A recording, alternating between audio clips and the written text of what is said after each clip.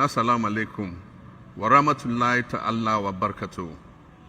As we stand at the threshold of this blessed month of Ramadan, Lordina and I extend our warmest greetings to you and your families.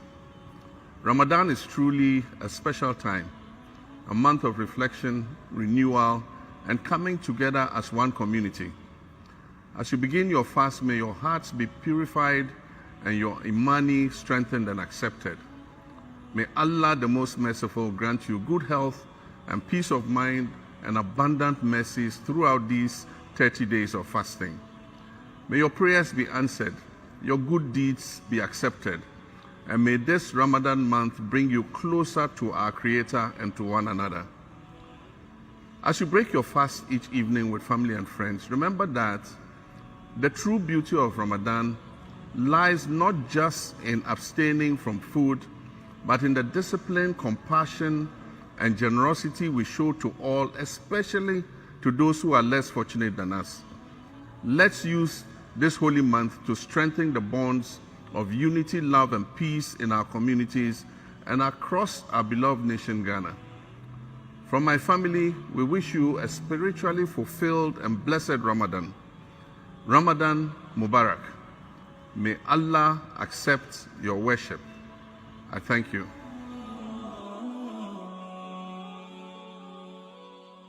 Hello and assalamu alaikum wa rahmatullahi ta'ala wa barakatuh. As we stand at the threshold of this blessed month of Ramadan, Lordina and I extend our warmest greetings to you and your families. Ramadan is truly a special time, a month of reflection, renewal, and coming together as one community. As you begin your fast, may your hearts be purified and your imani strengthened and accepted. May Allah the Most Merciful grant you good health and peace of mind and abundant mercies throughout these 30 days of fasting.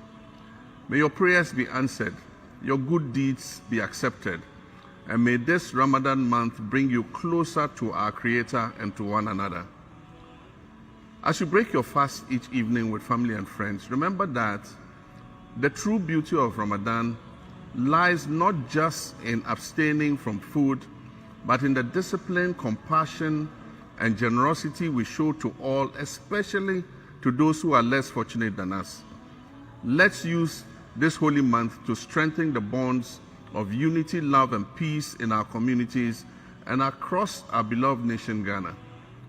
From my family, we wish you a spiritually fulfilled and blessed Ramadan.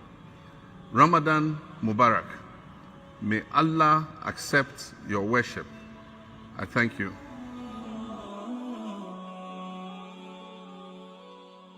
Hello and assalamu alaikum wa rahmatullahi ta'ala wa barakatuh.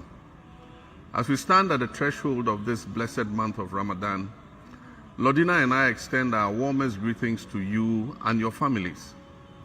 Ramadan is truly a special time, a month of reflection, renewal, and coming together as one community.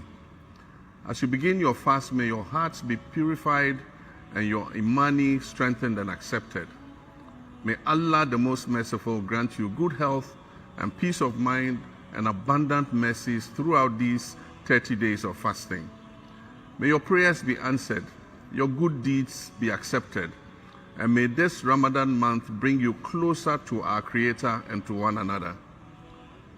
As you break your fast each evening with family and friends, remember that the true beauty of Ramadan lies not just in abstaining from food, but in the discipline, compassion, and generosity we show to all, especially to those who are less fortunate than us.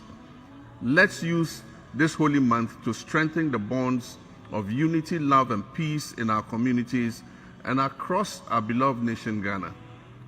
From my family, we wish you a spiritually fulfilled and blessed Ramadan. Ramadan Mubarak. May Allah accept your worship. I thank you. Sales remained unexposed to the spot sales that we were trying to manage with the forward sales. By contrast, the 2023-2024 season illustrated the risk of excessive forward commitments. 672,000 metric tons were contracted against an estimated 850,000 tons of projected output.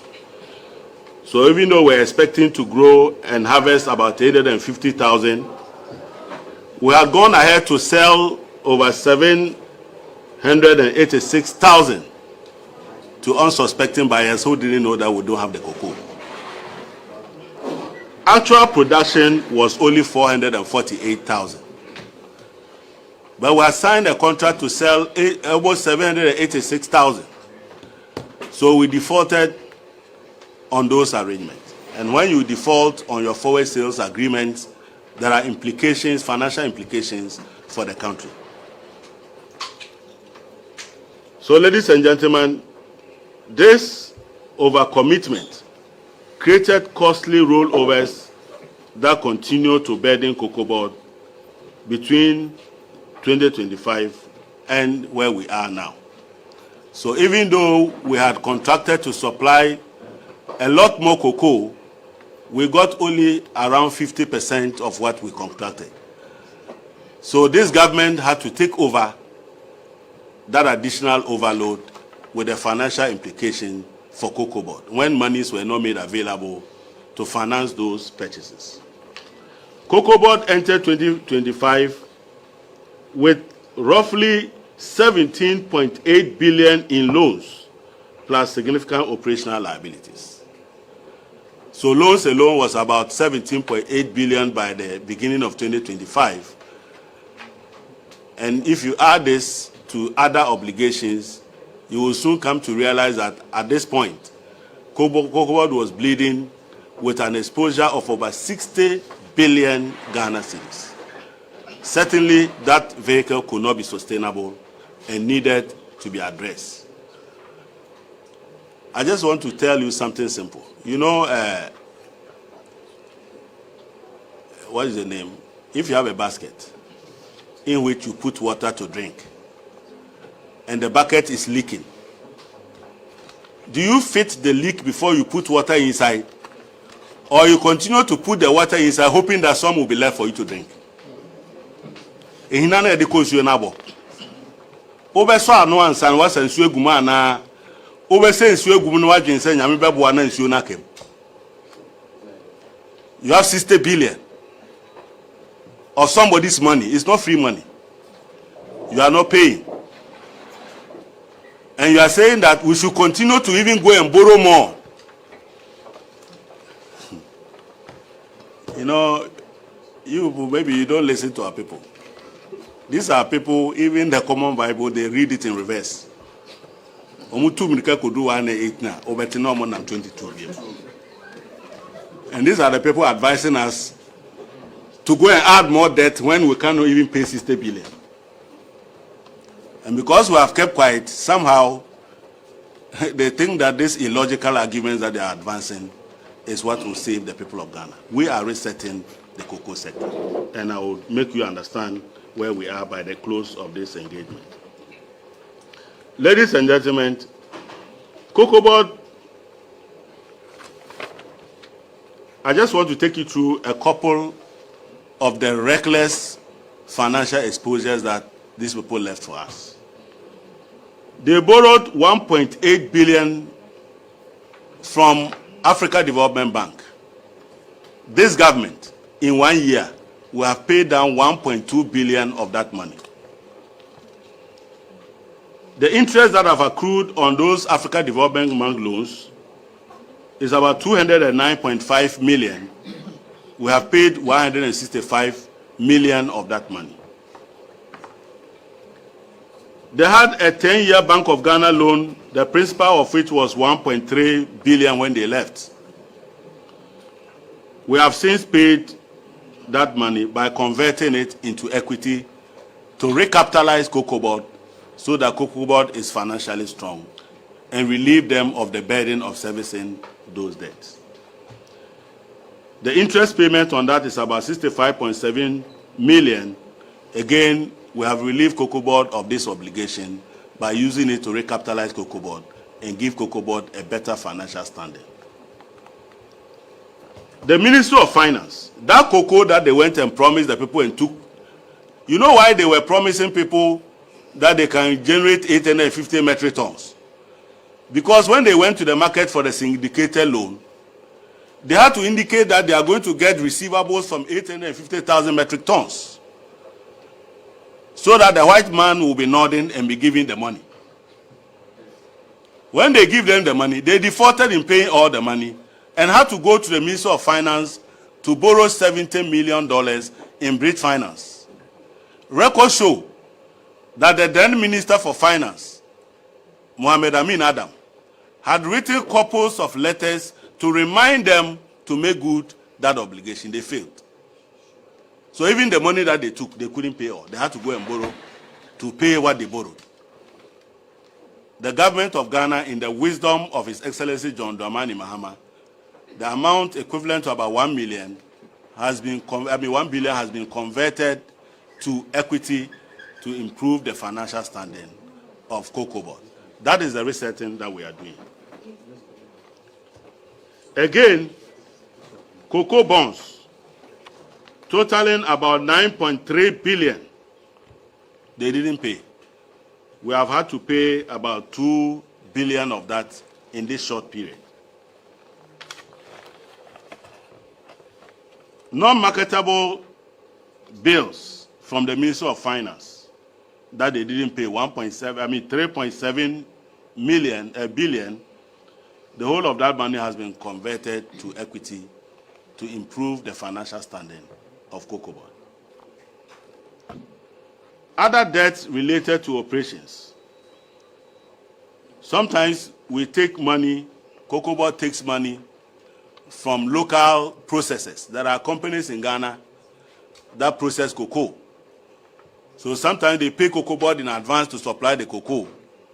We took the money and didn't supply the cocoa. The government of Ghana have had to pay 741 million in John Mahama's term out of about 1.5 billion Ghana cedis. Evacuation and other operational bills of about 168 million, we have paid 36 million of that money. Secondary evacuation of cocoa. Yeah, secondary evacuation of cocoa. So you can see that the restructuring of Cocoa Board started long before the Minister for Finance announced the reforms. Because we knew that Cocoa Board, where it is, needed to be revitalized, needed to be recapitalized, and needed to go through a stringent financial restructuring, which we are already pursuing to put Cocoa Board in good standing. Cocoa Roads expenses. We inherited Cocoa Road commitments totaling about 26.5 billion Ghana cedis. Out of that money, we have done a review of the arrears and the expenditures involved, and 4.4 billion of that has been certified and rationalized and transferred to the Ministry of Roads to implement and conclude those transactions. We believe that the work of Cocoa Board is not to be constructing roads. Since they themselves are now struggling, it is time for us to wash their hands off cocoa roads and get the appropriate Ministry of Roads and Highways, to take over the construction of those roads. I would attach to you a list of those cocoa projects. In fact, it will surprise you to know that in 2017, 2018, 2019, and 2019, 2020, Cocoa Board made no allocation to construct roads. Yet, the government and Cocoa Board defied the orders of its board, which did not agree that they should construct roads. They ended up awarding roads to the tune of 1.4 billion in 2017, 14 billion in 2018-19, and then a further 5.8 billion even in the year of COVID. In the year of COVID, when they were roaming around with bowl in hand, they were still milking Cocoa Board to construct roads. But the worst of it is that Cocoa Board, in its own wisdom, did not approve allocation for the construction of roads. But they bulldozed their way and had those huge sums of money to award contracts. The end result is that we were now settled with about 26.6 billion in road commitment at Cocoa Board. Certainly this cannot continue. It must stop at some point. The monies that they drew down from Africa Development Bank loan of 600 million, 250 million of it was not released by Africa Development Bank.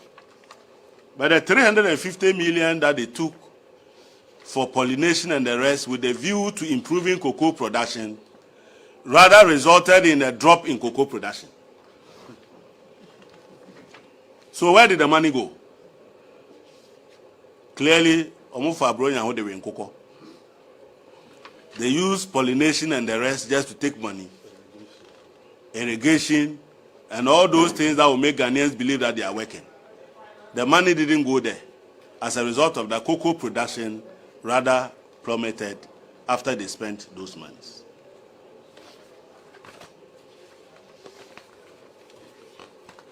Ladies and gentlemen, the matter before the people of Ghana is to whether to continue the business as usual and collapse Cocoa Board, Kojoto, like we collapse the bond market.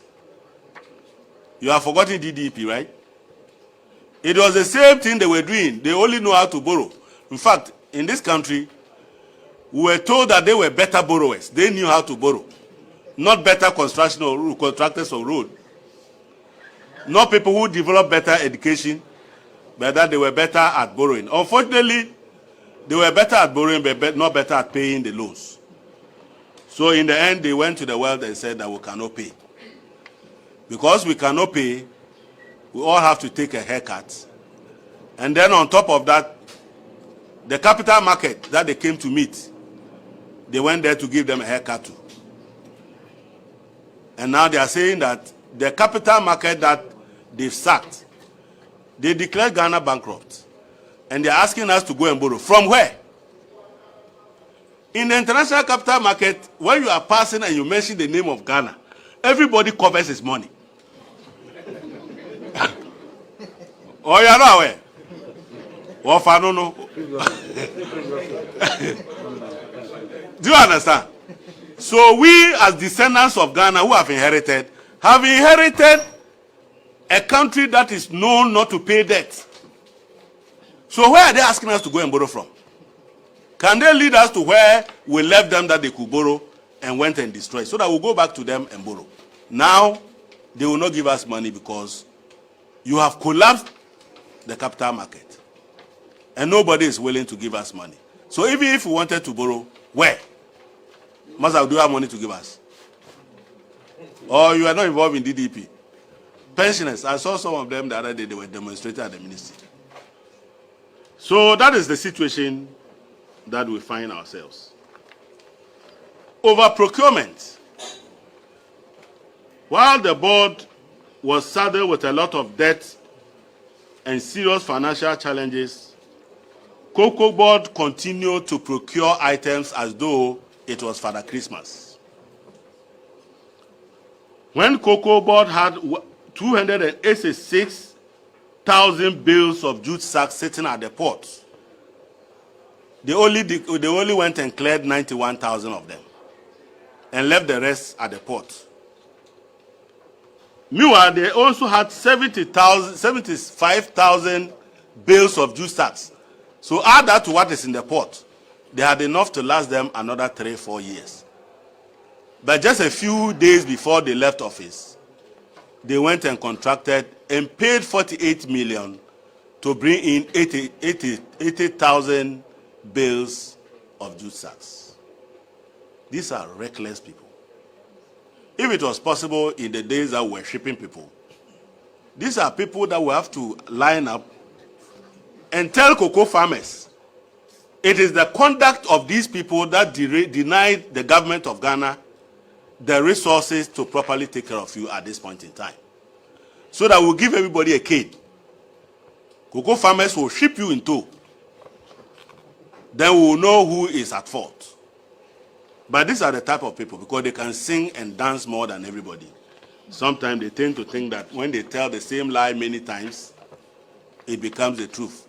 If Ghanaians were not vigilant, I'm sure one day they would have told us that Psalm 23 has 118 verses. And that when you get to you get to 118, you don't proceed to 120. You rather come back to 20. Or is it 22? But you people are very vigilant. You don't go and quote the Quran. You go and enter space anyway. Look, cocoa board costs, as we speak now. Cocoa board requires no less than 23 million Ghana cedis to finance its ongoing operations. But on top of that, we also know that, no, that's in millions. As we speak now, cocoa board, in order for cocoa board to survive, we are looking at being able to raise working capital of over 30 billion Ghana cedis. That 30 billion is not to pay the 60 billion they've left. It is just to make sure that cocoa board can do lala sulala. 30 billion. So you can now understand. 30 billion. Cocoa board doesn't deal with millions. So. 30 billion in working capital. Meanwhile, if you look at the accounts of cocoa board, you will notice that there's a big hole sitting there that needs to be addressed. The net equity of cocoa board is over 20 billion. In other words, is that not the case? And then they say, oh, go and borrow, go and borrow. That's the only thing they know.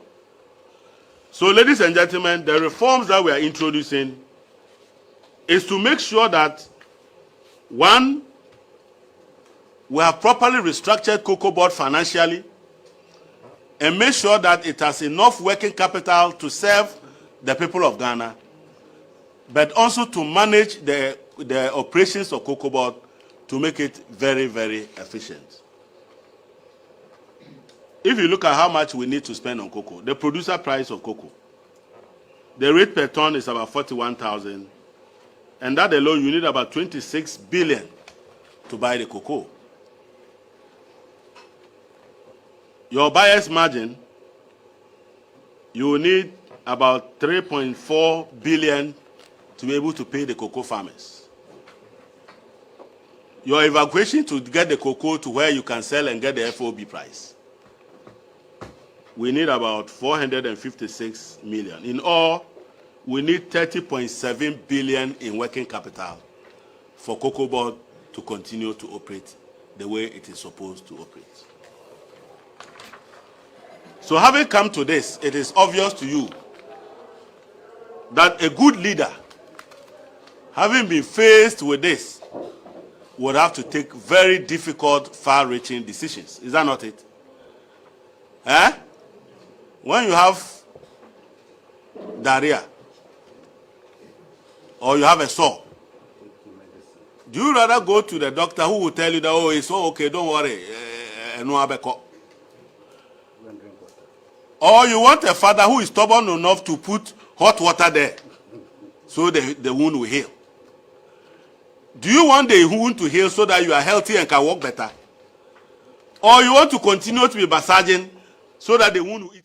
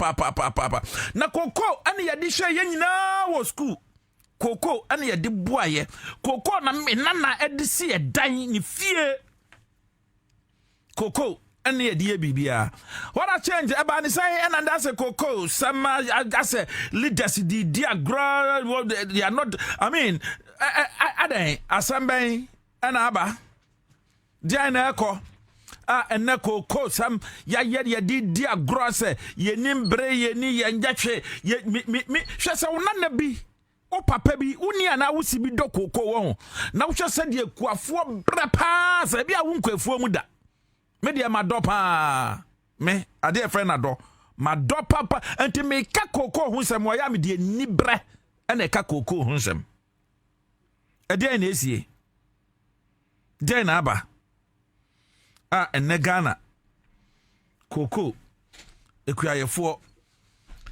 ensuno egujem ewia mi nua ba ma ba ko wonyame adom wodi tintin mai pa woyekuyani odo koko na obone hombone abre nyina aba be ka mensa o hanom Eric nana preko e wa hanmam ne bedi nana beko brako nana brako nana osei brako aha amne ne ba bedi enkomo nana pombo ko de acho pombo ko na so erade ehume bobo sisia koko sam etisai mfuo no wo ho na so ha wo ho adan nsuo ni ntwa na ase de na ese no onyame ye na fam de ba ye ni pa ya ka no ye ntoto ye nyoma yi enipa ho But people can say, yeah, buying necessary way, young farmers necessary, yeah. Now, why I said, yeah, yo, a buying no a war, Nero play, a buying, okay. No man, but be answer, I want to be play at the Abua buying. Say, I can say, do how many other my buyer, any, okay. Now, me buy the one who goes out, Coco, dear. Ghana, ha, a teacher for Wahanino. Almost about 60%. Coco, yeah. Boy, yeah. Na me amene o say. Mesu papa ye cocoa farmer. Oh, sir. Na me nyin me say cocoa na odeboa me ne menua no nyina na ye ko. Okay. It is adwene no me trim. Me water ma me di me pa. Okay. Me bedu ba bi na me say no. Cocoa no utunu say na e boa Ghana economy. Me so me papa no na odehwe me ne menua no. Okay. Ma bedu pempen so bi. Sabi o wu kura kakra kuta no jamai. Okay. Eti me wese ni akakra o no kuta no otimi di boy ho ban ne dia. Ese so ye bi ka ho. Na nkadwuma no ekonani. Okay. Eti me ame no tia me decide say me cocoa farm 100 acres. Cocoa farm 100 acres. Yes. As I'm talking to you, my 49 acres. Out of the 100 you intentionally plan to do. Yes. But see I be more platform. Oh, are they? Yes. Na say cocoa and na de ma be pie wa. Mura na ba form. Yes. Ade koko ni nso. Koko no de. Adwumaku asese wo mobua koko adwumayefo, kokobot for wo mbua mo. Okay, tie me. Aban adwuma bia on head office. Okay. Aban adwuma bia on head office. Custom on head office. Send their own custom immigration bia on head office. Koko akuafo a wo Ghana nyina head office no koko bo. Aha. Mejitum. But them say cocoa board for no omo hu ye cocoa for no say ye part of their office. Oh, are they? Oh yes. And they say me make a sure say me 48 acres. I have documents here which I can prove to you. Say me cocoa no nyama no na me Wo cocoa no. Emo me ye no me no. Me kai 23.5 acres. 23.5 acres. Enti economy me hu say we na me san koye another one. Now even crying with the 19 acres na me won. Na kay about 28. But me ne a full run chair. Me the ever come the one. Me 48 acres. 48.5 acres. Almost 49. Yes. Them no enye amum back or right. Back one left. I quite say okwakoto the luxury paint. You don't look left, you don't look right. Nah, me too quite kakra. Okay. Maybe corner. Cocoa me here Manchester Osima and DJ. Jagge for no abisi no omo nji ni say individual abeti ya cocoa na ya kama sa. Abeti ya cocoa na ya kama sa. Okay. Enti officer bi ba mu na ka kire me say cocoa no yare bi abam. Oh, okay. There's some trouble 2 acres. Efim say na be ya inside. But prior to that, now what TB da? No. Eti me ko buy no. Me two kwan buy am ko afom ho. Every month me ko afom ho twice. Okay. Me ba na ye twa cocoa no nyina egu. You try cocoa ni nyina Ye egu. twa cocoa 23.5. But then your agreement between one officer no. So na me chese omo kire me say omo twa portion be be egu, which I agree. Me ba na omo twa cocoa no egu. Me approach you omo no. Omo kire me say sani ade na ye na say ye twa ni nyina. Yes, I yare no best sign kai in kai ni na. Okay. Now even that next come mom ya we. But no problem. Okay. And omo assure me say Odan district Koko. Omo assure me say Achemu da. Chrome America. Oh, okay. Here in Chen Odan Chrome. Oh, okay. Within 2 years, omo send Bia Koko na me back. Now before say 2 years, omo hand over mama. Nkrata sembem. Every neighbor say word the whole Ghana. Say no mo ba radio. Okay. Board. Mekai. E ba radio say if you say Kwame Nkrumah di Koko no tete kwashi di Koko no ba ye no. Ache Koko na ya kese. They saw Omako discuss on be training in area. This is on radio. Everybody is aware. Me your man papa. Nti kata asema okay. Bibi koso na say be ya mo man na. Nya fe na obey we. We all agree. Nya me nkwan dey try be Koko obana. But me nothing but the truth. Me a politician. I stand for Ghana. Okay. Adrian me nya say me adwuma. Me see me moral no aba form. Na me be kire wo mu. Kire mo. Omo twa Koko no gu ye no 2 years ni so ye first time omo start ye and the one that dey board there di Koko no buy. Okay. Me krampo me fa apafo bi kosoa koma on those things ko ye na ye ya e ma ye nyina. They start with 14 people in my farm. Actually omo reduce no by 10. Omo reduce by 6. Finally omo reduce naka 1 person no mo hwie adwuma na na. Double nwi. Adwuma no so far me no ka say o average ya. Am I 55%. I have the video, everything. Okay. I want my phone so I make me the actual. Okay. Cocoa board I have 55%. I know 55% of my me need one some. I can 45% is some.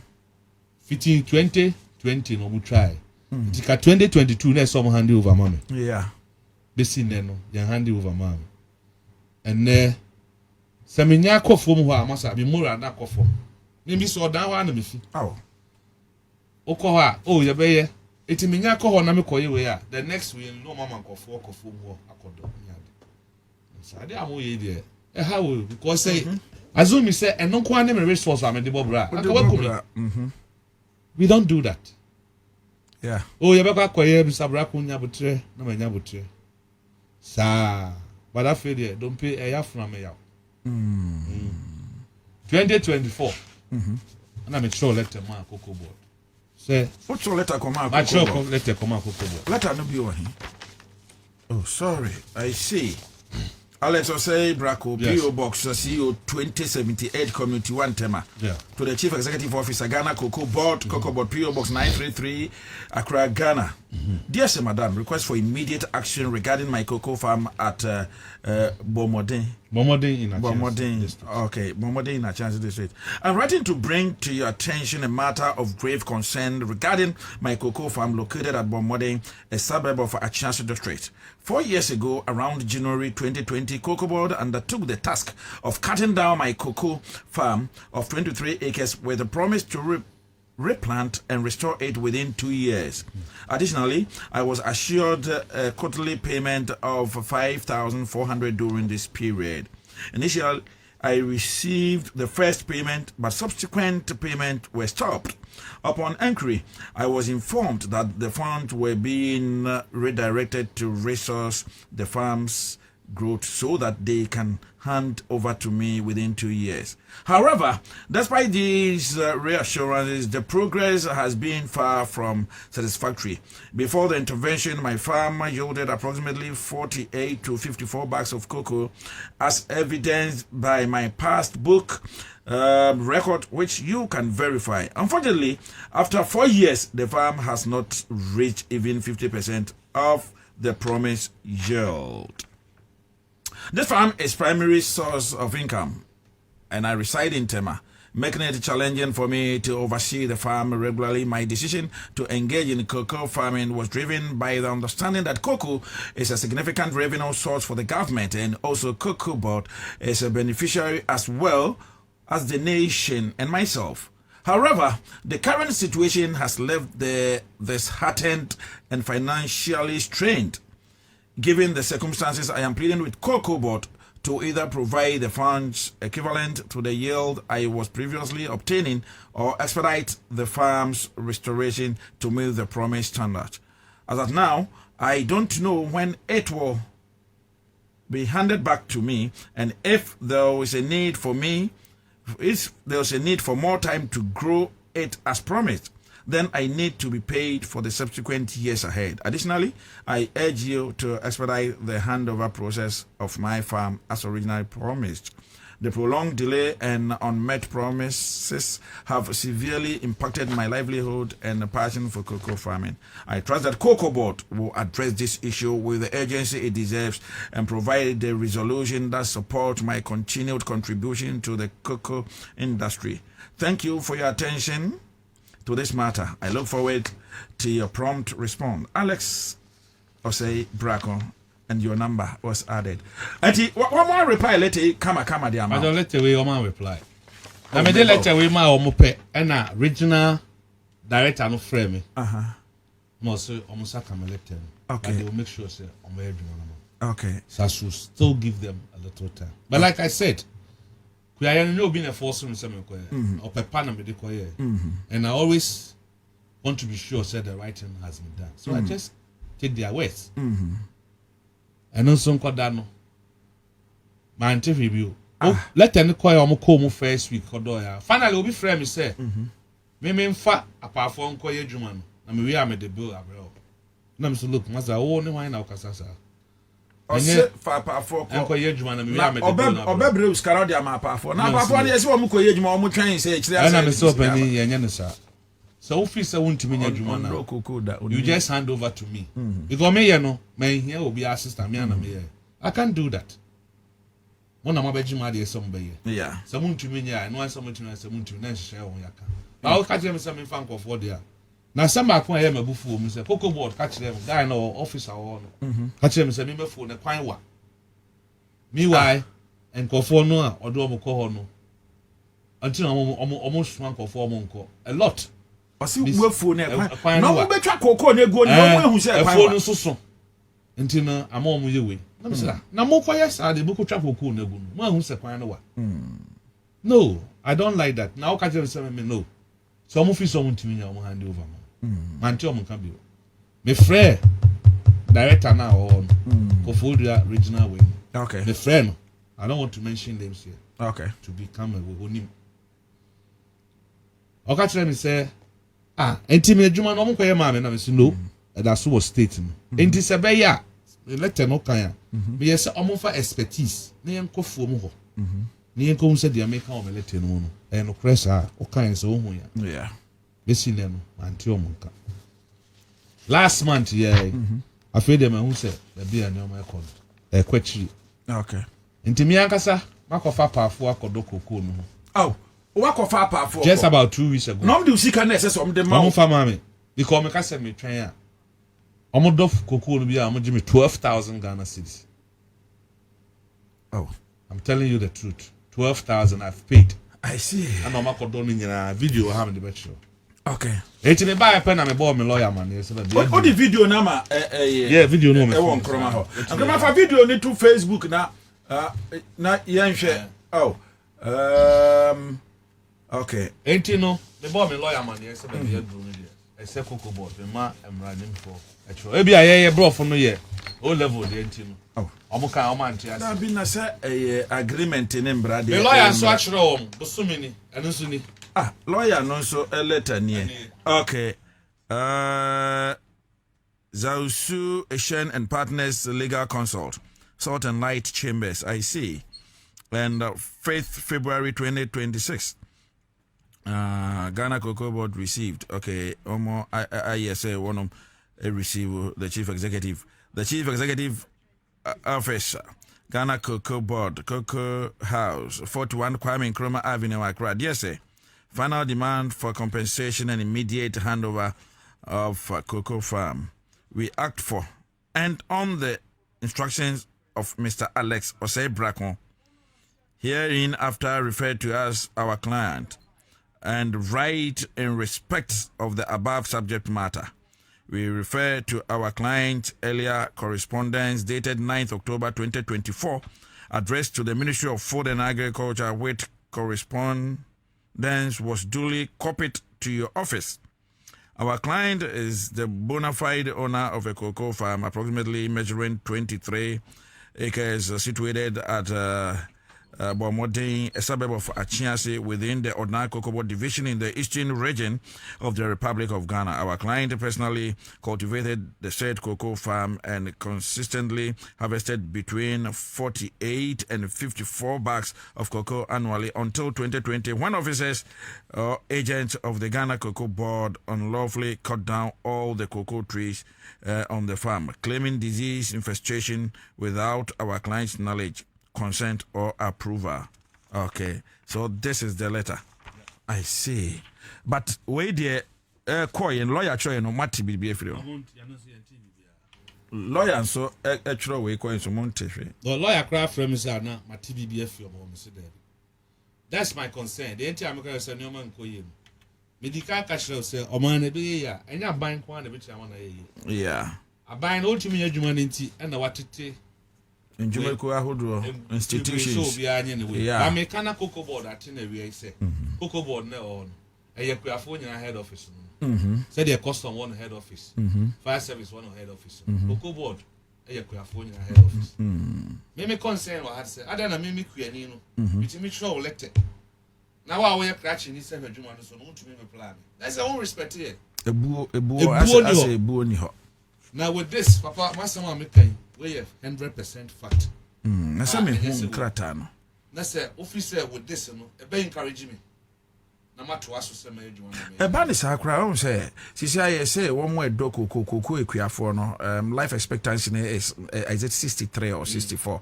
And he say obi say bio edo na 63 64 no, that is obia or no adwuma koko no kwan no na woni hobie mu a ne baby se bribi se koso ne ba, and cocoa is the backbone of our economy. Yes, they say I no pray woman say that one of your sister says obi bisa obi ase say o to go ma obakofu no so ada na kasa lo si yiba no say amamo ye hu say ye cocoa no say third word can je wonachi. Yes, I said kofu bi na ye we akrache for the omu nua. Me problem on say o man say be ye say dey kana ye ntimi ni cocoa on free. Me ha wo nyina no na ni say ka be me ye na me so bi nua o matu no fuso. Cocoa ni ye. Cocoa ni also fa ho be shim. Ye nya nipa 1 million and I said 1,000. E wa kratem kumase na obi aye so cocoa 5-10 acres. 5-10 acres and can any problem? Any problem? We say simple proportion if more or less divide. Yeah. Cocoa no the more awunya dodo no, the more na will cost so here the SOT. SOT. Cocoa no here dodo a say so atiu. Say we dodo no kutawa kakra obunya bia. De papa mo kra kakra no mo yo mutimi hwe. Yeah. Nti wo question na wo di kan bi say ye papa mo no mo di hwe ye. Ah, say first ye kaso bi cocoa sikani a cocoa na no we sikani. No sikani. The abani say as a cocoa board for no mo fi say almost land cruise 7 way into no. They don't respect the farmers. And with that, but money channel bi a mutumi faso anyone Asia ebia enkomo 1 or 2 bi mumienu na ebia o sin the farmers are mo Achiase enclave Achimada enclave farmers are mo Bunsu enclave farmers are ebia mo Sefi enclave ye Asia ye din komo eda say date say ye Asia mo ebia town hall meeting bi kra nanka ye nanka ye didin komo bi say ni ho opanyomo yes anyoma no. Now them they can me maintain grass. I'm sorry to say that. Me titemo. Me corner does me fa. Na say unti won my senka unya rep bi. Unya rep but okwa ono no asem be na we buy ya ka me do caretaker of mo. Ono kwa den obi amfi no. What I say. And no na make just say they needed no. So what me abetwa obi ade agunu. as to say you see to it say oh you be the den and I den any was sir say can you mu a cast at now no ko bi afre me fi cocoa board and must come into America in natural yeah so okay opening what's some no let na be do your say this say nya abia wa akoye na mo the wi a say anase entisa by Jano sir the air con says see akoko adwuma no President Mahama last or you compare can say obi amfa ne ho hye koko adwuma no yeah koko adwuma no ono wakasa bo me we koko farm yes President Mahama do koko pa oh menem na ni say fo be enyo makose ya aban no back for there no be aban no one mistake are you getting it yeah when it's not dem nso masisi o na ukoka say say atikoko sunti no mo koko workers no mo ti mo salary so for what enye huti the esa wutumi ye bebo akuafo ni se obehwe so omadwuma o mo ye no ebekoso ekoso a ebema mo so mo madwuma na ye de akoso but the make actually I am telling you the truth here say me abet here na me see me 100 acres me jai me ma me ba me bia no me no obeya me nhye no ba me ade me ntunufo na say eba sanso ase na ema Ghana because koko bua Ghana pa o omo hunu sa omo te office ni ade no omo hunu sa koko bua Ghana pa omo nim how ni ade ay command sana koko wanya one bag anka omo ni akra for I know it is sa na ekono de a ye bejai so obeya good onya mo de munyai sebi ka fa je say you what you say enye koko no kwa na edididi yo de edididi na we no de na me kan me lecture me kan ebeboa me ankasa ne me ma ebeboa oman no ebeboa koko board for nti ye nyina ye yi edie nti na ka ye de ye ho kwohye ba no kura wo me se asa wo ye koko afu a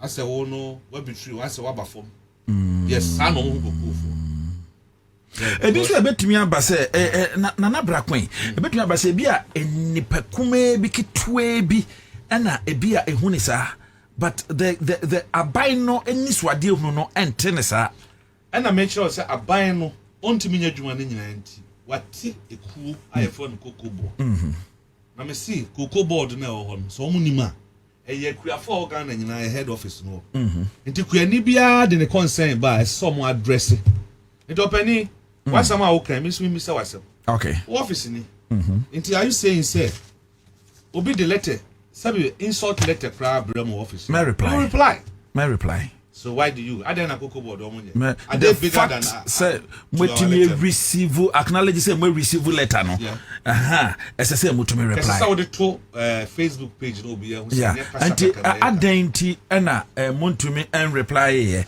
letter Nkrumah letter ni nie letter ni nie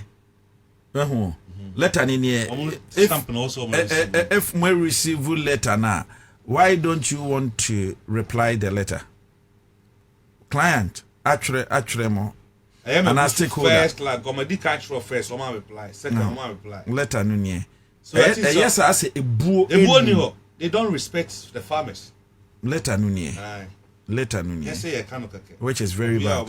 That's why we are backing this conversation with letters. The first one is why me boss no me kind so this is the letter written to Cocobot.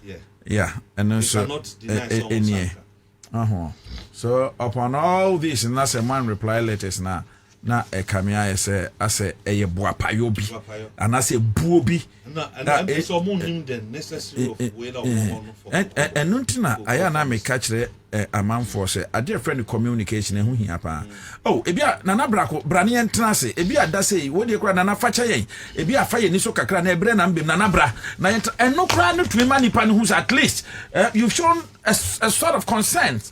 What you say? Now, say when you when you cross when you share say there, your best Ghana cocoa board for and you fe muntu wana monsis ya. Nana, the woman say had you say. Papa be na kana so say an count down office setting. As one me catch the we. Eh new mom you know me yapa o man. Because pepper me nyai. Anti ofa am ho ni nie. And then on fan no. And that Facebook mo bi anhwe. Yeah, come. Dua way igina the cocoa board for na dua. That's 50-55% normal. Okay. The rest na quiet down. Quiet down. It shouldn't be that way. It shouldn't. It shouldn't. And come on for saying your mubu ye in Kaomo. It is obi kakoko board as someone, yes, say be a your time and so, but Omonuma no and Koye. Nana Black, my maybe so. Oh, dear, Kokoi, what you don't want to be pa. My young business will be Richard Kofi Kubuazo. No, just Nada and Crana, Equaphone, Nana, Coco Pharmacy Crano, one office, Cassia Pano, and see Coco area be nice incline. Office nice incline, and so come yes, Anna. Coco for our offices for all district. But no question say, I'm going to take pharmacy serious. I had to say, you better me generalizing this as one take pharmacy. No, for me, they are American. From the experience according to you know, the I just say, oh no, I say, omo favor. Then no create woman say Coco on the swa. Open you out, I say, cry on your home for so. Yeah, although your farmer. I mean, your home for so. Yes, Ghana home for so. A boy economy no. Oh, Tino. Anka with this, no, when you are someone, as a bear man, so some. My dear, yes, away. Book no so American, pass book no. The American show na me yele no. A wom $54. Me nyina ya pass book no mo call records from you. Na ko obi a opa de akokotoko de na brosa. Dabi. Enti ya ha na me pese aban no onti na ni hwe Cocoa board. Okay. Ensem aye ka no obi antan o. But omo nyoma ya na tosi. Okay. Wetimi de me die. I am fat. Me so me 100% evidence.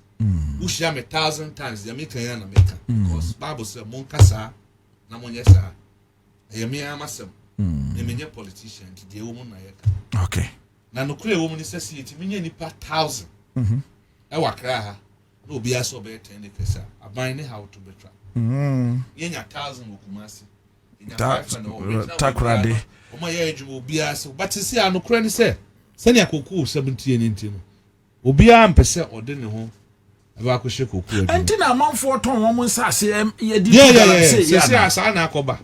No kure wo me na otie. Sisi ese garam safe wo bi ba say. Bisa brako. Wasasi I am fa na si come dem me mood a meji. No wi am de masase but to no back. Yes, that's what is going to happen. Obi am I. That is small scale miners. Yes, Obi am I, but Obi bad, that is the next option. The kind of crash was me. It's getting to 3-4 years. More na me work the kwadwuma mu ho. It's what because we could do na me more a coffee. Now we are Cocoa na me $50 and more. It's down. Na ya no, we see passbook no. It will tell you. Dear now susu say Cocoa board for one mutie ye nde penny no dear now susu sa na mo be na susu say Cocoa board for so mu tie me a mo tie ni ye say. Sebi senka obi de odia okofa de aba no ye mo na bro. Asaba no letter na me tro no e bia o man hu na so man ye na maba mabeka. E so man ye ntinas na me nyame Cocoa. The next thing is say you be court litigation. Litigation, yeah.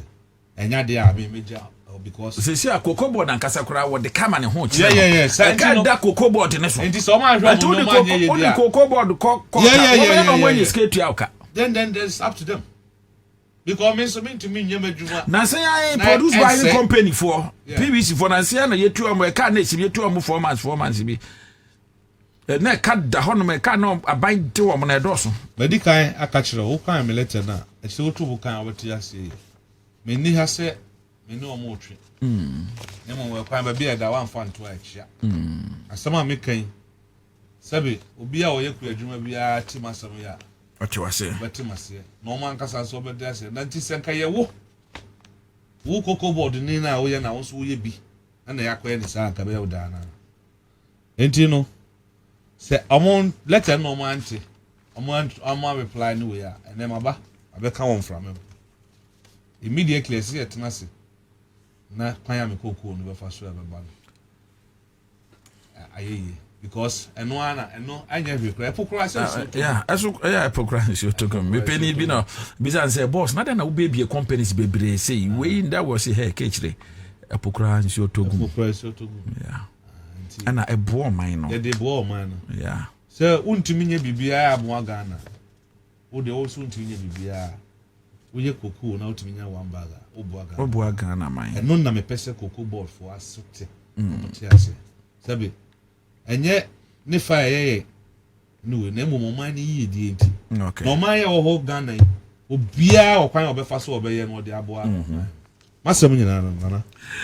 All right. Anti sisi ano na brako metiwase ya sisi ano cocoa no unti bi kra. No. Last year obi friend me say bia brebre na me nkote. Na me so catch. Also kasa fi cocoa board or district order na me masa. Na me anti won kote send e be say. Oh, meaning omo obi tete omo masa me system me cocoa mu ha. The moral I have we no.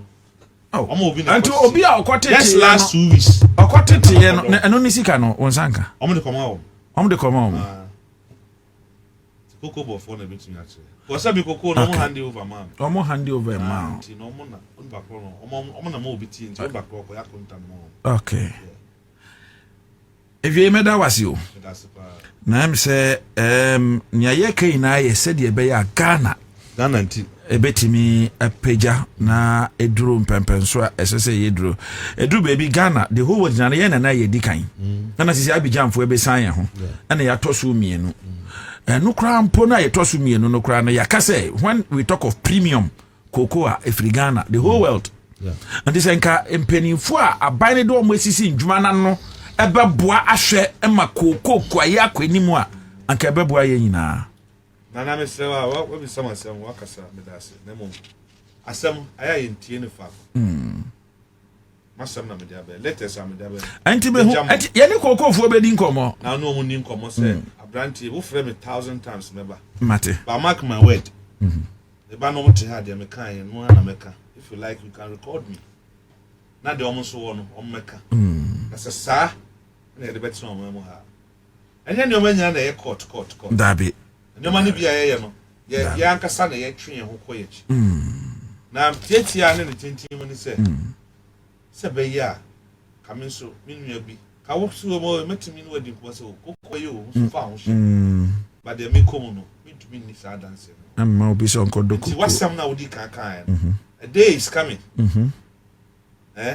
ye nya kokko no se na ye pe no yeah because sebi ka frache ye ma me ne papa makuafo no mo ho no oma ho din sua o sikasem o kokko ti kakra na omutumi ye yeah na mo yeso e di power ha ne de ka ye etumi ko ya etumi ye kese ye dodo kese na tin ka ye etumi encourage others mo so do mo akoshi this is ya no ba enye ni pa nyina na benya open no so de ni sika e kodo kokko fu obi enya open na se ko yesa I think say we are not being fair to Mother Ghana and myself.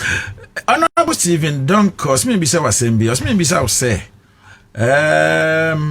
say world market price no e kosoro na buying increase cocoa price ube complaining about increment be ma na say bibisa. Opani me de me wo hodo. Cocoa no aban or di cocoa no de aboa o man no.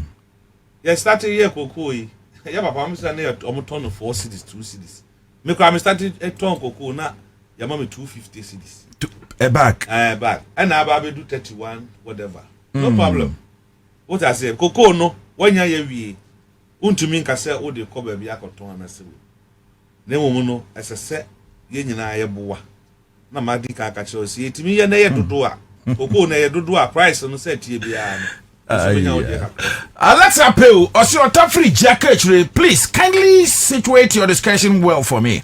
When did cocoa trees cut down? Who was the CEO of Cocoa Bot then? Why did they refuse not to pay him? Why? Okay, I don't know watch them. So we also listen to, in fact, you better Cocoa Bot, any Cocoa Bot for bedding call. My catcher say me journalism, I'm a Accra school, no. I have to be truthful. I have to be fair. I have to be balanced. I have to be objective. These are the ethics. Enti yetie Eric Nana Brako de. Ye be pe brenso na ye ni cocoa body penifo no so abetena ha. Na no mu edi nkomo. Se friend Nana Brako ma ne ba. Ye be friend Nana e ma no so aba na ye di nkomo. Ka jire mi say asam no nya na waka no. Medika catch was a 70 in the faco. Yeah. As I'm no crest all kind to 7. Yeah. Uno Mukasa, that's almost here, the Bishia. I didn't make or true phone or so on there. That's the phone. I was maybe they were dancing, you know. I will hear. I came down one day. I come on that one more thing. A neighbor Mukrawo, first day, my tower and team boots and walk of phone. Welcome. Bible said the young I wore one. Or what the what the baby house. Maybe I'm sure.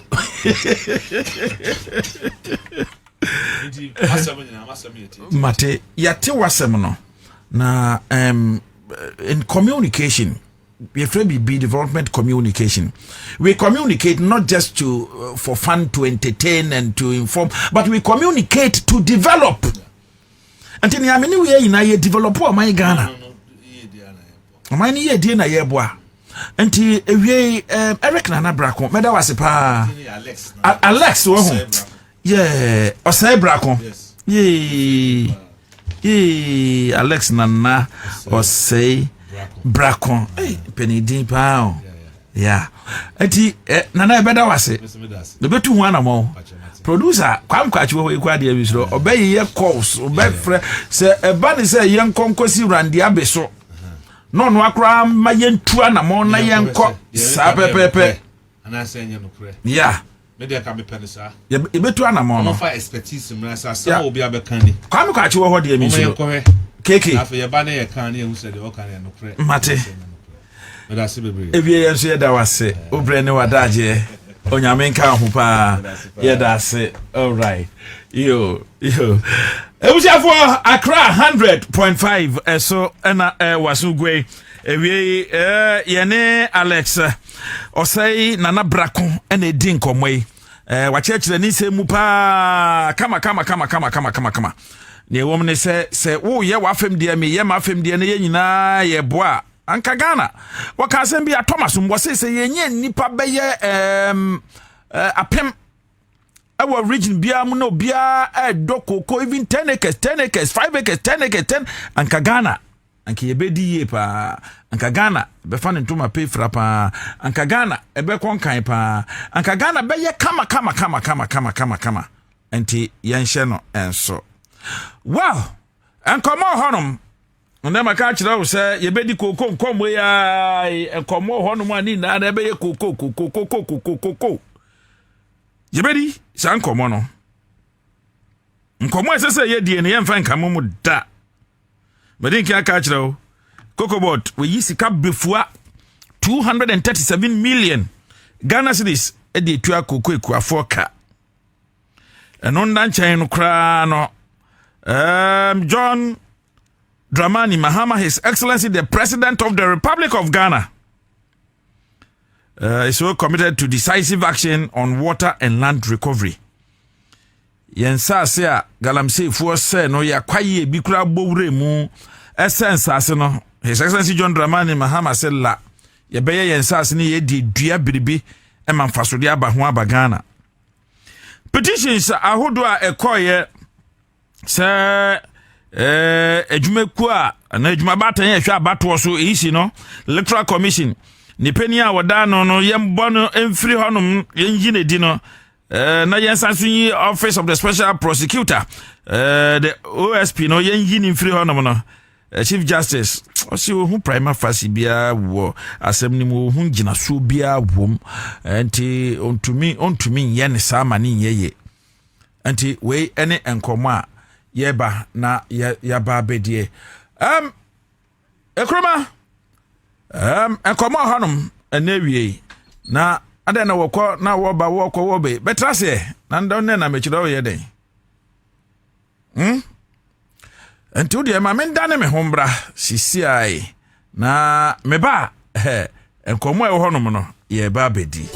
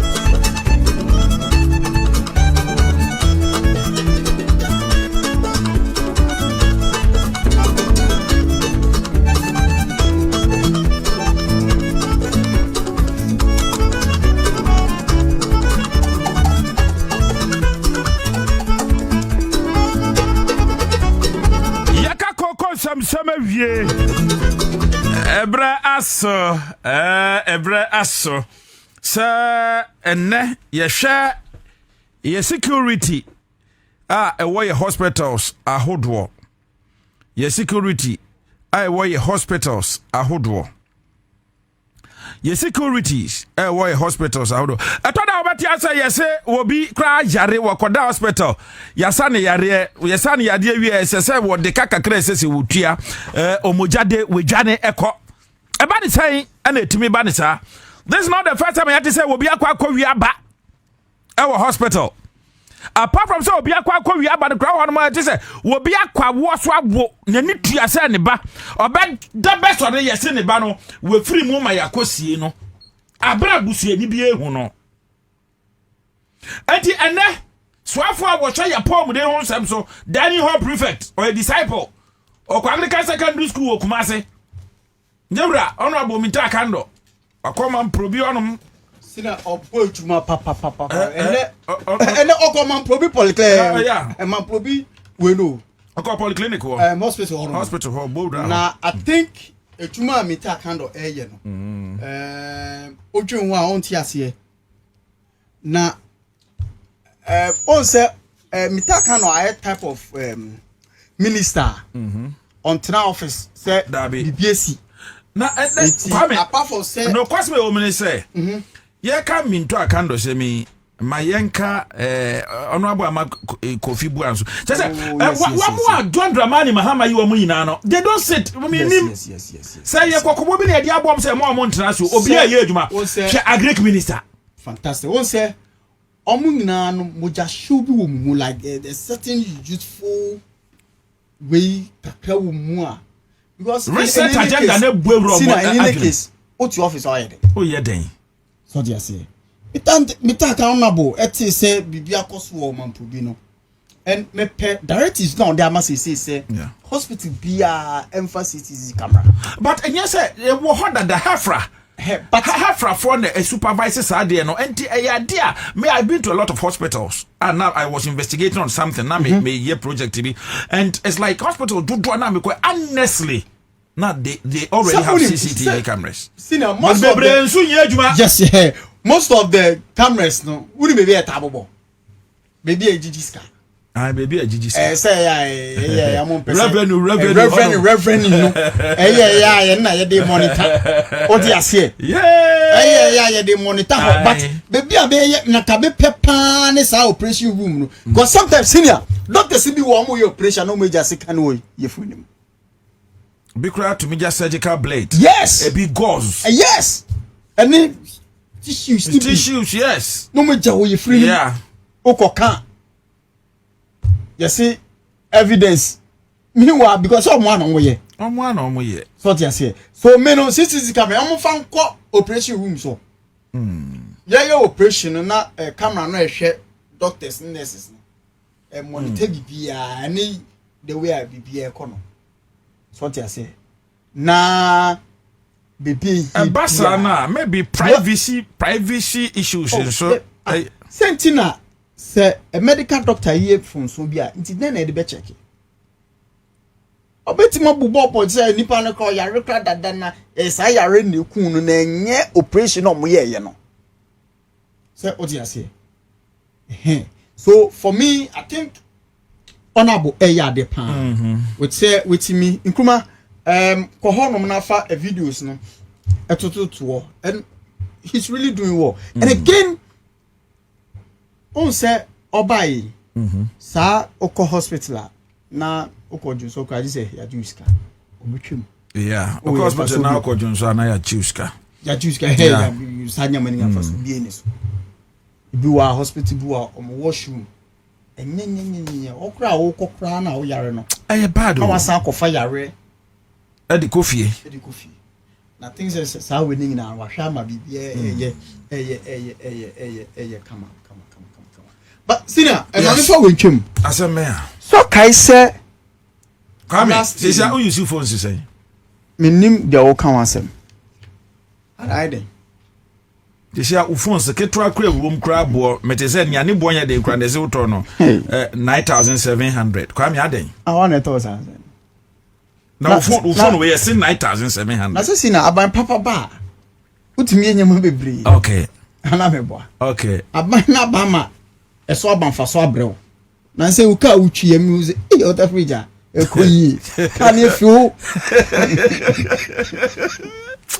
nyame obebi say yina adako kan e fu amen amen na say o ta frija I receive it e kai die I receive it I do here mama fe mi nko asori I receive it kama I receive it nyame man imbrem sina bibia akoso wo ko e for say osoko esoko Upper West Akimo yes Upper West Akim esoko bibia ankra yenyu bi ko fire na bridge bi edua bi yeah omo fire no I think for past 2-3 weeks na ye bohu de ye kan wasem say president tweet asem yeah president tweet those videos oma Ghana Armed Forces for crack ho yes ena nti ni nemu na ye ni pay blogger yi Shako yeah so Ephraim say no person oye full up on that story na okoho ankasa okay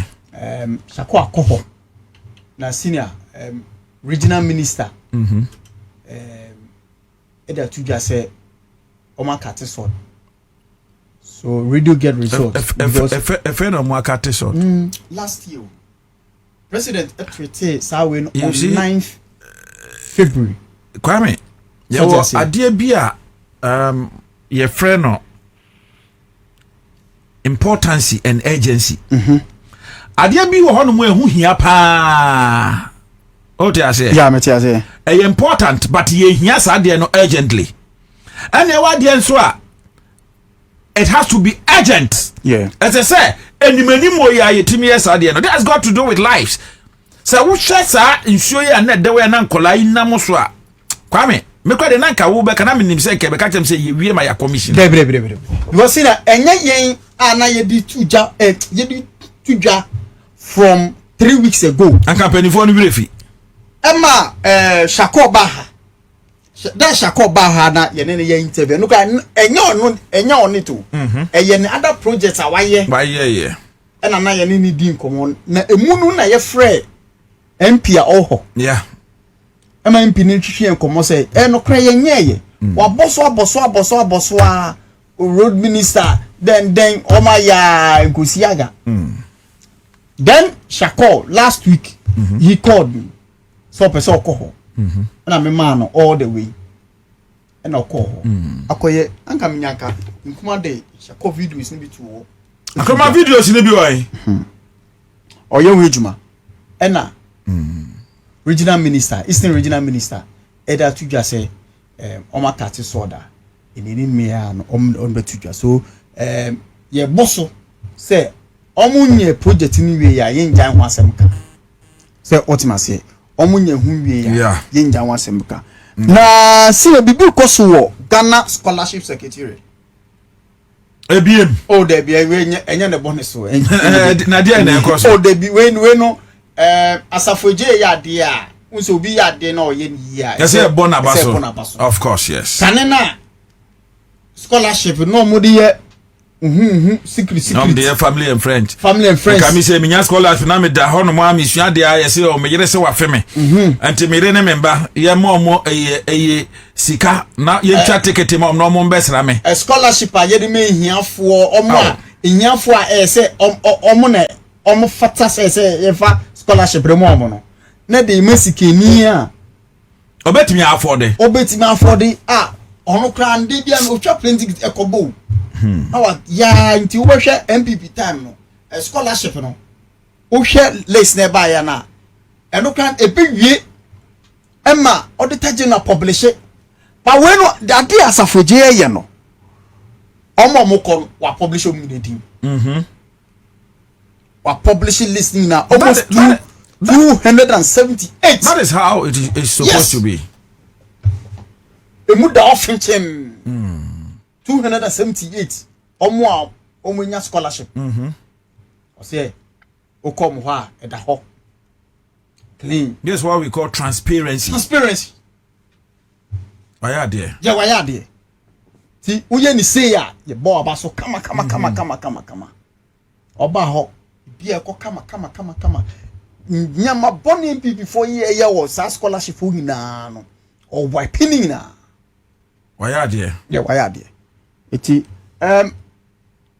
you know when you ready home I am ready the Nkrumah fatu mama na ya hwefo onye bi hwe eto de bra Facebook 1 year ni president of Ghana order pay for so omonya omo antimi amaso no enei video no yekoye video no bridge ni akokate so da ye nana enche be afie mu na ye hu se usu a esi okọ nsu na efemu wo ho ehu bansem kata na ye kwada be bi omo be fa ko school omo twa nsu no ehu video ni ade omo ampanya nkasa hima asi ye mra asina nsu no mu eduma asi ye no si emma engineer for no kwan na omo embeye measurement nyina because ya anye ni yi a be bi eda no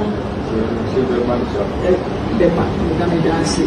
See, and one yet be bare 6 months. A year who she changed in a to whom a money and they buy now on my penny any road minister and ask for my say, name count now. You knew cool money now, Yenshana Yen Catty saw him now. Yet the contractor obeying me to my actual. Mwabia ewo ho ni ko mfo aboa na yetimi aye nia engineer for the susu antimi amaso no enei video no yekoye video no bridge ni akokate so da ye nana enche be afie mu na ye hu se usu a esi okọ nsu na efemu wo ho ehu bansem kata na ye kwada be bi omo be fa ko school omo twa nsu no ehu video ni ade omo ampanya nkasa hima asi ye mra asina nsu no mu eduma asi ye no si emma engineer for no kwan na omo embeye measurement nyina because ya anye ni yi a be bi eda no the Damidasi. See, and one ye di be 6 months. Aye hu hihye nyina etuto hu mama nyina ene ye baya na omampanyi any road minister na ashumaye say me count na ye new ko manyina ye nhwe na ye nkati so ile na ye di ye contractor obeye hu eduma atiro na mwa bia ewo ho ni ko mfo aboa na yetimi aye nia engineer for the susu say omuya ebe boa yen owa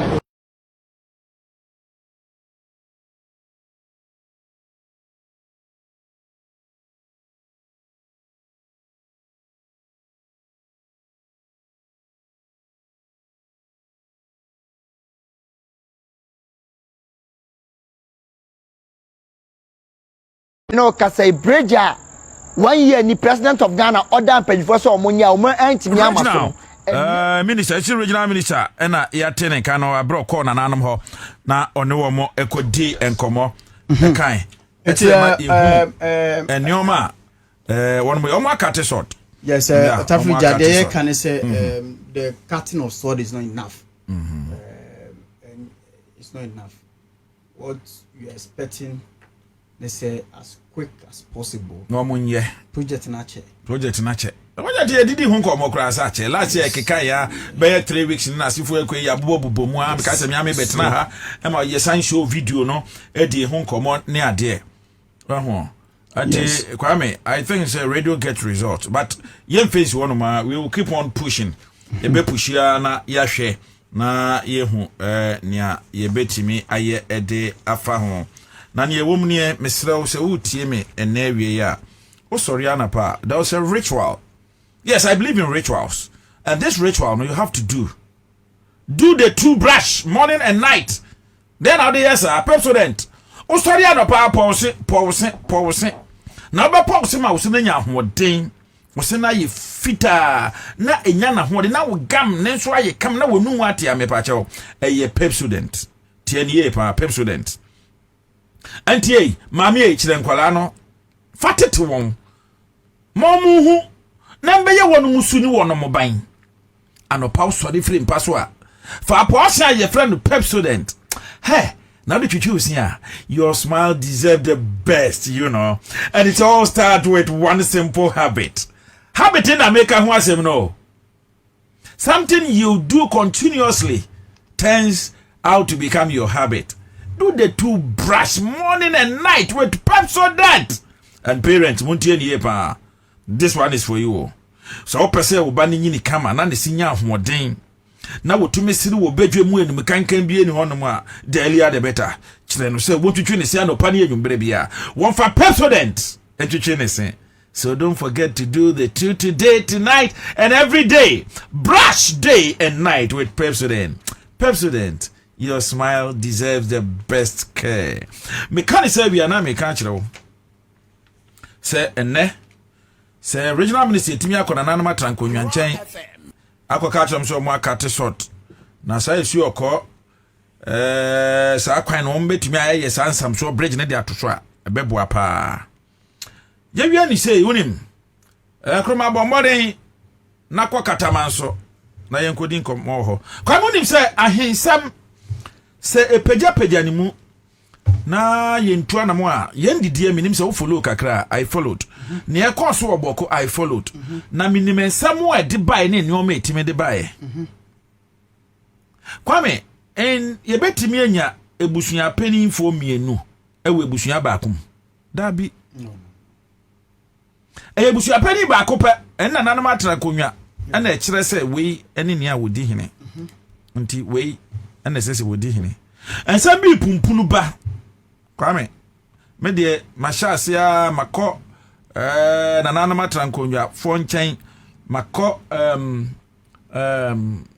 House of Chiefs mo kan say Regional House of Chiefs makwa kunya information kakra o honom me yen hwehwe mu bi na kwa me yebedi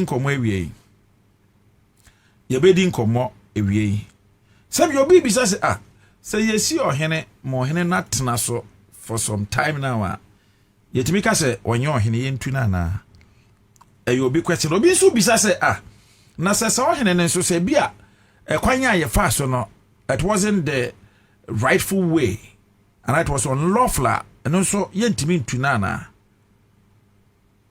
me bo me homode afenu ni nyina no ma try say me no mu nyina bedi nkomo because me ten cry say be bi sin cry ha no mo e bi kame anti e behwe bedi nkomo se tiawa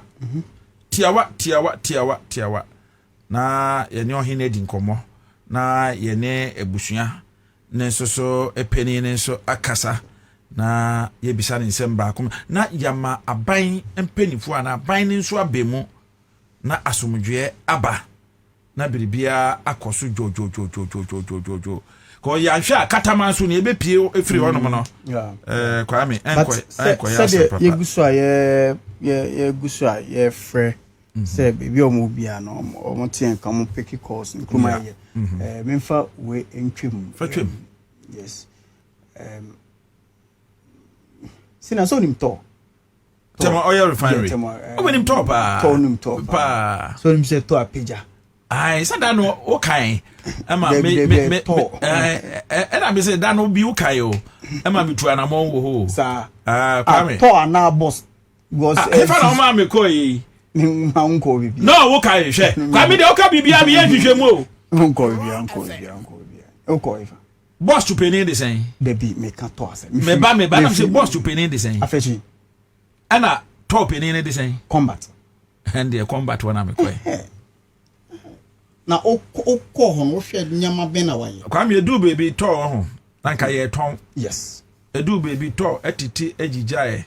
To ye basa. But in the usi to wa. Kwame do. Ukon ebedo.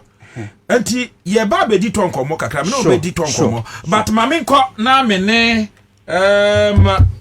head of Ajinwe ebusua no enkasa na yembisa na ensem baako mienu bi na ontumi yiyi ano emfa emayen enti mayankwa na ewie me ne yewra set otu okle ending komo onupa me ngabo e mi joso mi hello no me force wa kan ni bi me fry na me tiani pronto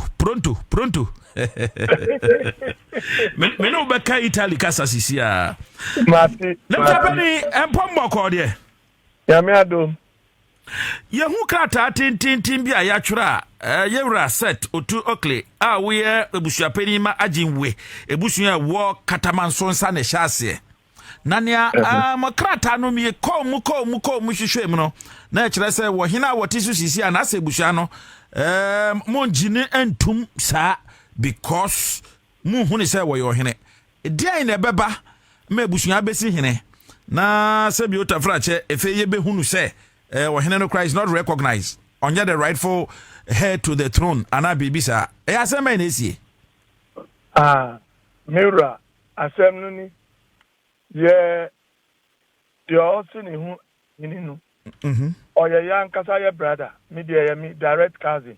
Oh okay. Na wadi hini no from 98 by the December 2009 na yari betulu into for almost 5 years on Tiapo into that time no yes so you were uncle baku pe aka wo ye busuanum okay no oti Canada into oba yedu na osi to me sure na there's no leadership into yeah more than na pa obi na entra your brother there on Tiapo okay aya ni otisu papa na won Tiapo no the obe papa on Tiapo no onu no ni ba the ohawe abanu but yeah penyin that time no oh yeah, the whole family, the only uncle Naka. But onu on Traha. Okay. Or Canada. Okay. Into time, Oba, if you know. Obeti say, Niba, Ana, ni nephew, no. Yare, Achinu, on to me, ye day to day, a Jumanu. Or see, a Busiano, ye meet, ye, ni nephews, ni ya. No, okay. No. Uncle back where kaya hunu. Na yen fa obi no hwe ye brother de on Tiapo no achi. Okay. Nti ye fa ye brother de on Tiapo no ni small brother ni junior brother. Okay. Say onu on betra ni brother penyinu. Actually na yen nya yen bua no yen hwe kro no so. Okay. Ye adenu on a Thursday. All right.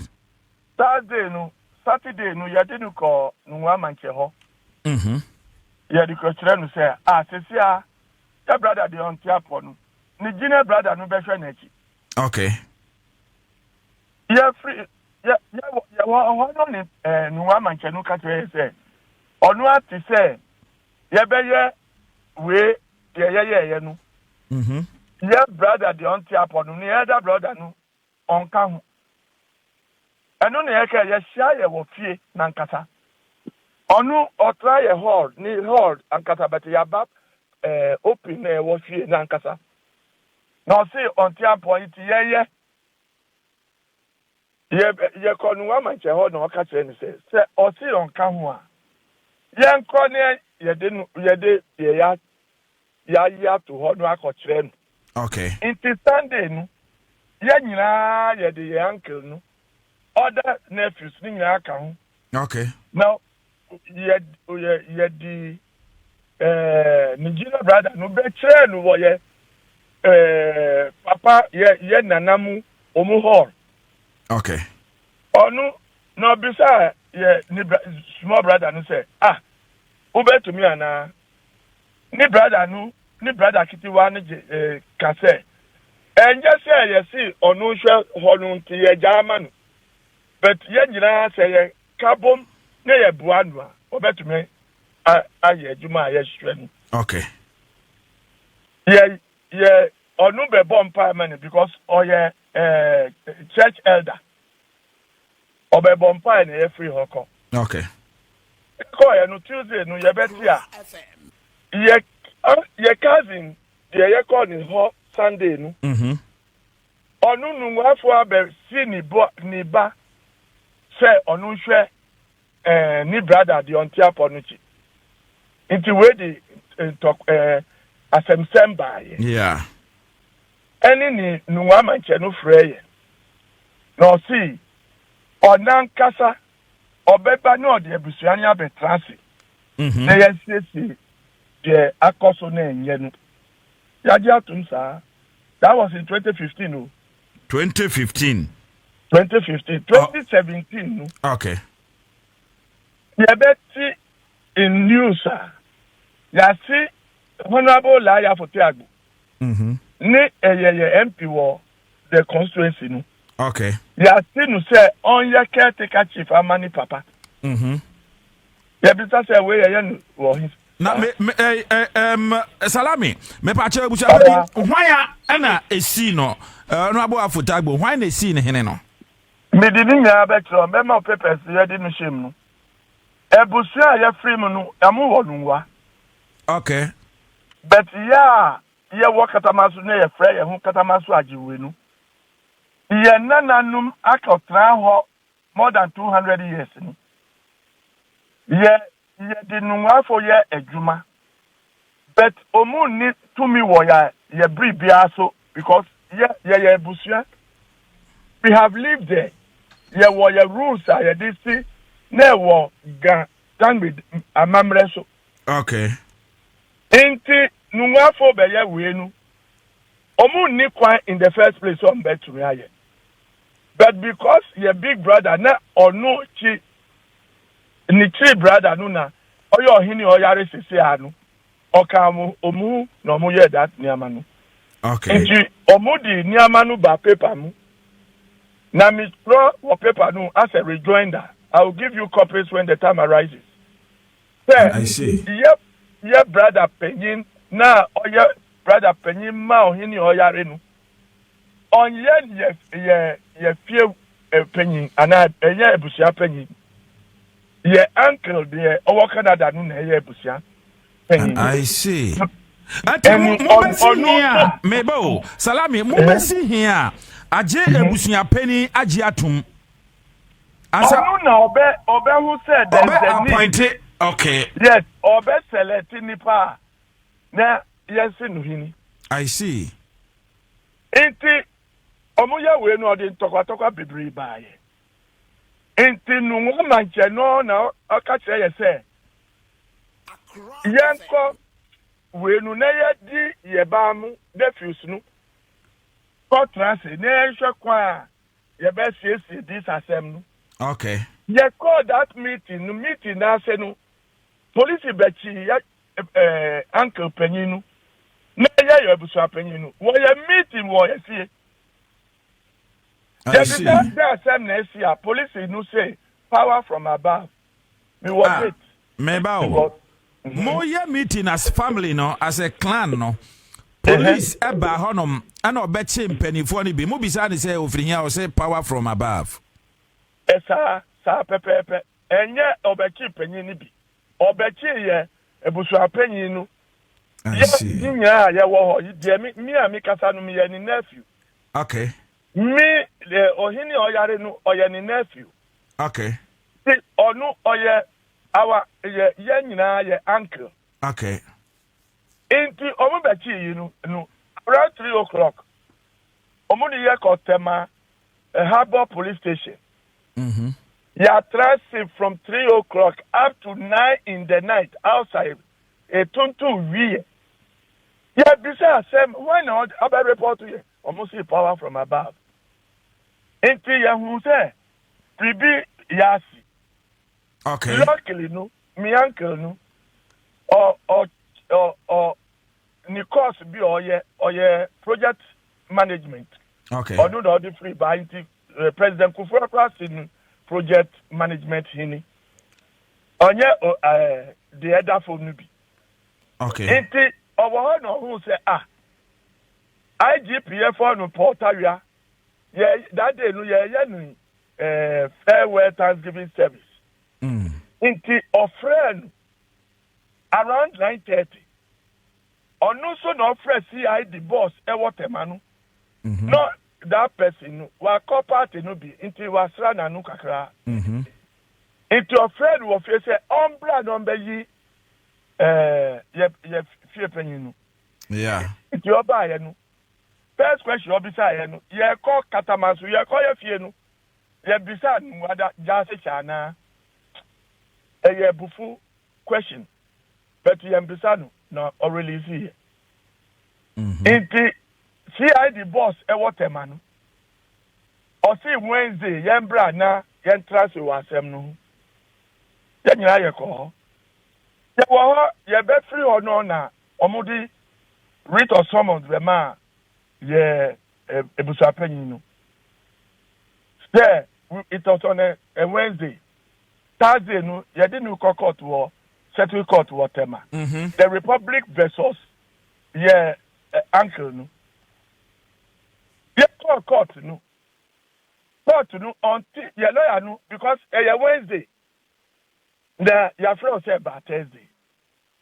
We are lawyer no so or asemption bebre or track by say kwan wo ho yeah adjournment no so prepared who no back out no ye call mu jetum no mu be omu verdict say omu bodu koko ma on kokata mansu ma on fa no hu kan ye efiasem hu bebre shorties no omu my 6 shorties from 11:00 ye boom sa to 2:00 6 shorties uncle nipa enti midi omu ko kasa ye no okay omu say nya nipa to a ye mbeye bill bond no enti mi hwehwe obi ka me hu na ye ko ye bill bond Okay. enti from the court ruling no ye uncle na onu ye ebusu apanyin no to me friend meeting crowd or ye village Katamanso no ye fie afoti ago fie no on to me friend meeting I see. ma on fa no hu ka assembly e be si wo Katamanso give me so me friend ruling no ye damaging na say we allow it to continue then it means we have been immobilized we can't do anything so I'll quickly talk to my lawyer who then sued the circuit court, war high court of Accra. The ruling was it was miscarriage of justice. It from was the circuit court. miscarriage of justice. From the circuit court. They have treated us so badly that every demand or request that was granted from the circuit court, the Accra High Court nullified all. They never knew, or they never thought we have had that ruling. Okay. But we are not people, they can say, any litigants, we have the right because me cry. The ordinary assembly or me by honorable. Me and uncle. unto me family dear sem or ordinu. Okay. Into 2017, almost in caretaker chief, almost published it. And I wrote a rejoinder. Okay. Attacking and bringing to the fore the knowledge of the whole public. Say, the almost friend who say, or no, na, or yes, fear penny na, or so na, see, honorable, no. Or no, or your nephew to our uncle. Okay. Meaning what the same capacity. And he has no extra capacity apart from being older than me. Anti Samete was here, Sisiano. Can I say a bushia penny for no Miami no? Anna? Or no, Snake did there because they have gone to court to ban the original head of family. Now, Auntie, can you confirm, sir, Ajinwe, Ebusiano, Sisi Amu Ebusia penny for me, no? Debbie, Sisi Adia, Oya Sanuewu. I see. I can me. Now, all the other 5 gates, they were after Agbomu. Omuna, I'm the eldest. Omuso, ye meeting, na heads, Nina, they told say, Mindy, head of family, no. Into your money, sign document. I see. Auntie, me see me who because me and me are penny chomp. Okay. Auntie, Sisi name. Yura said Otu Oakley. Maybe sir, family ne Busiano, Ajinwe family. What do you seek to achieve? Sisi a dear pana mope. Yeah, there is basa.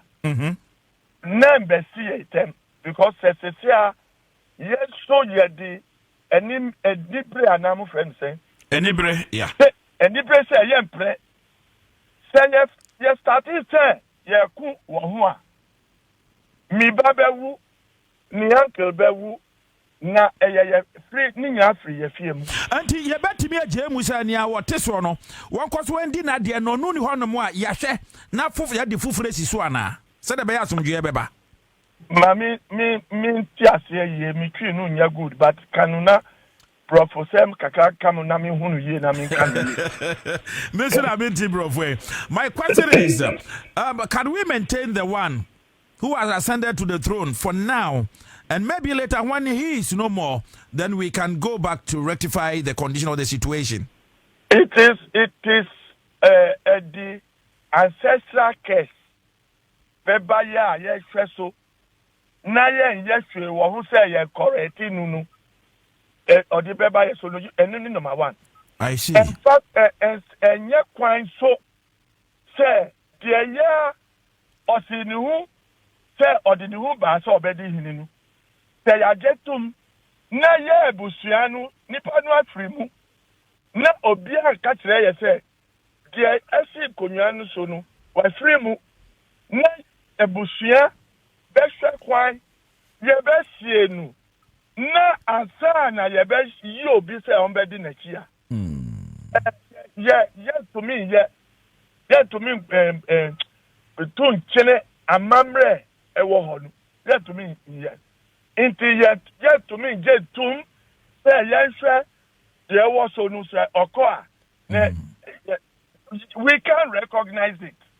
Hey, if you can't, it will be a sacrilege. Okay. If we recognize it. Okay. So now, therefore, now that you are saying you cannot recognize him as a chief, what are the steps that are being taken to make sure that the right thing is done? No, you feel the case no traditional council wa. I see. But ni hini munu. Ne ni wuhwenu ye call letter come regional president no onu ye nu ahini in the time obeko meet wo region okohun letter no in this me person be ye ade a enyefe okay me free the omudi hini na me ni kwa ewo so in the ejesha ye mfa nkoma no me to nipa wo fie no me I sent a delegation. to go with his letter that is addressed to Onu because Onu so no Nuwa traditional council president. I see. Yes, the command no asem oka wo nipo muko nenim say we Onu so onim hu hwe. Inti asetra na ewo Onu na oka kire say ha. Inti for this period no ye can say Onu oya Nuwa panyin no obefreye.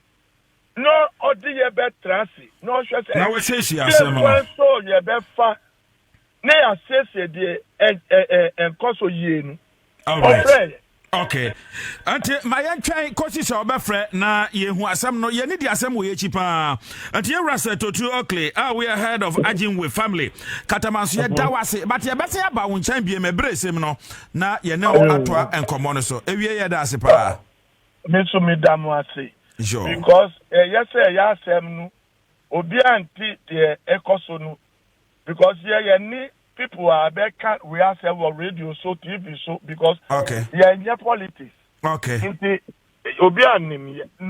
nobody knows us all right but thank God some of us we went to school and we have classmates who are in big places but we are not dealing with people to do us favor. All right. We want to do what is right. Right. That's what I'm saying. Okay. Thank you very much this afternoon for your time, Mr. Setotu Oakley, head of Ajinwe family, Katamanso. Definitely, we will revert. God bless you for your time. Thank you very much. Okay. Ate afaba ko ana yakọ akwa kodin komono.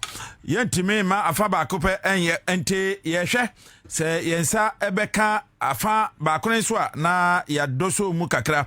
Maka chiro se enche comes the for communications director, director of communications, Zebra John Afo, or Hanam Juma, one minister Amakofibua, Bono, Anwarding. Ejuma wo mo je na ano den pa ntie radio na afro ofidwemo ye ne bedi nkommo na ya hwe se dia enyoma esi ko na se madnya nte ya recover ansase na se no bebre ayi guswa kire se through communication ne na for development o mo de ba no ono a wo hanom te ne no ebedi nkommo but before that no de mamenda ne me ho smart yawa na membra me ba citizen show etwaso.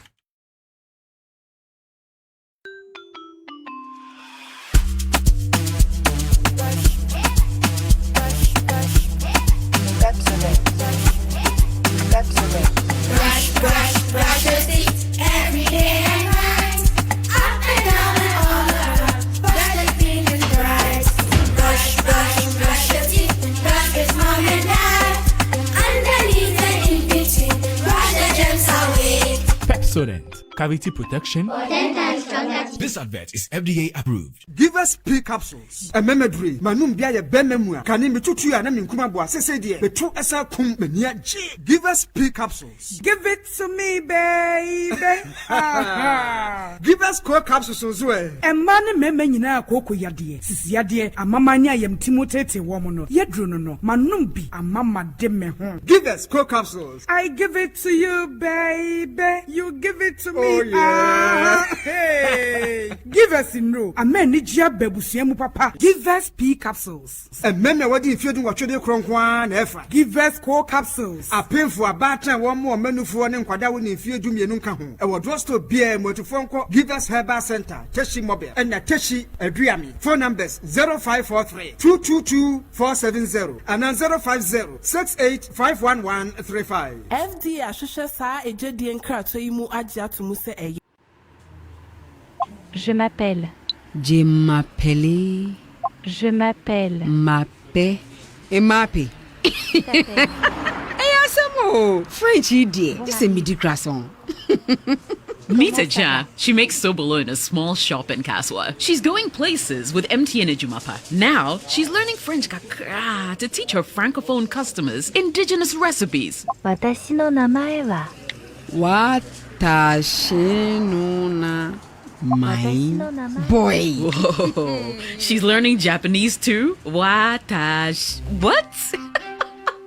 Echa sobolo to the whole Riase. If you're a woman with a small business, join MTN Ejumapa today by dialing *5060# and enjoy 150 megabytes data, a lifestyle bundle for social media, free MTN to MTN calls every Monday, and an insurance cover. You will also gain access to expert training, discounts on digital tools, and financial support to grow the business of your dreams. Terms and conditions apply.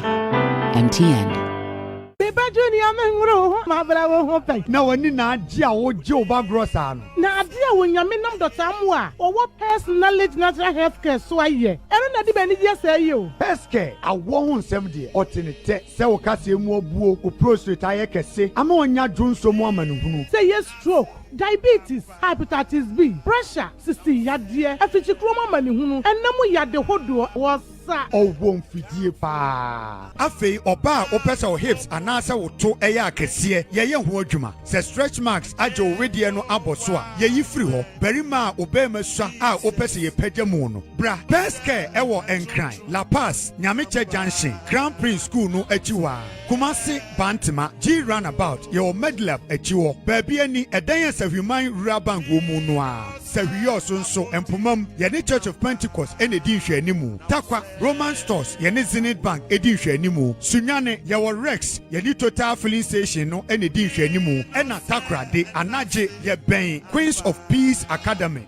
Yeni Koi Filling Station, Edi Shenimu, Frepes Care, Ewo 055-773-8555. Peske, quality hair. Yes, it's Sasinabo, Yasaba, Afizi, Obiaba Tomato Assassin, and Sasa, nobody the form, Anuna Benji Estate, and Investment Limited, Okofaba, Waza Bragana Nara, and Sasa, Langat Sam for Sembirenu, Atoya, within 2 weeks, Naya Young Pepes, near Zama, Sasa Papa Gugu Baby today, Chopoli, Apo City, Central University near B5 of the Flower Road, Shy Hills, Afienya To Estate, and Nambiambia Bebre, in Sunan Kania, are available. Yes, Assassin Susi, or litigation free and not secure. At Tonsasina, not 2 weeks, Yaya Honkata, near Zamo. Aha, Miatova, Mr. Kokwe, Nella Nibanio Dinafle, Yikanya Gade Kamalongo, Langade Nyade Kamalongoa, Kejababana Dota de, Benji Estate and Investment Limited, Afimanya Anibanyo Kata Dume. But Muslim Kanwe, not Jersey, not furniture, one main office, our Tama Community 25, opposite DPS International School Junction, off Aplau Road, Fresh 0555-229-909, Anna 0248-780887. Benji Estate and Investment Limited, and Sassi for. All right.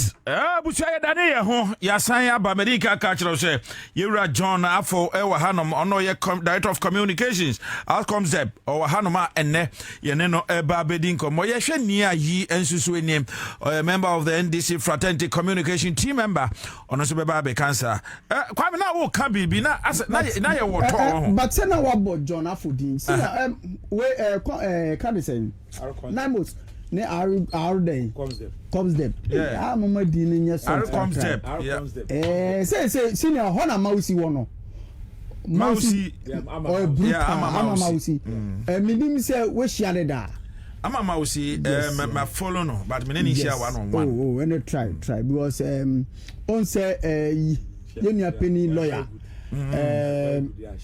yenia penny lawyer we Pedro ona ostoto nyama hihye nyama ono nga le start ye and on ohane over kama ama yena ba mausi ono so okọ ono so otutu nyama ya kama kechi omo ye fiche ya o omo ye fiche ya it is say no Namos our concept they say no na regulate yes on how to mine responsibly yes and I was no say enforcement it's all for kwan but no yeah I too for me good dey wo ensure honey forest man yes class me cat no dey yes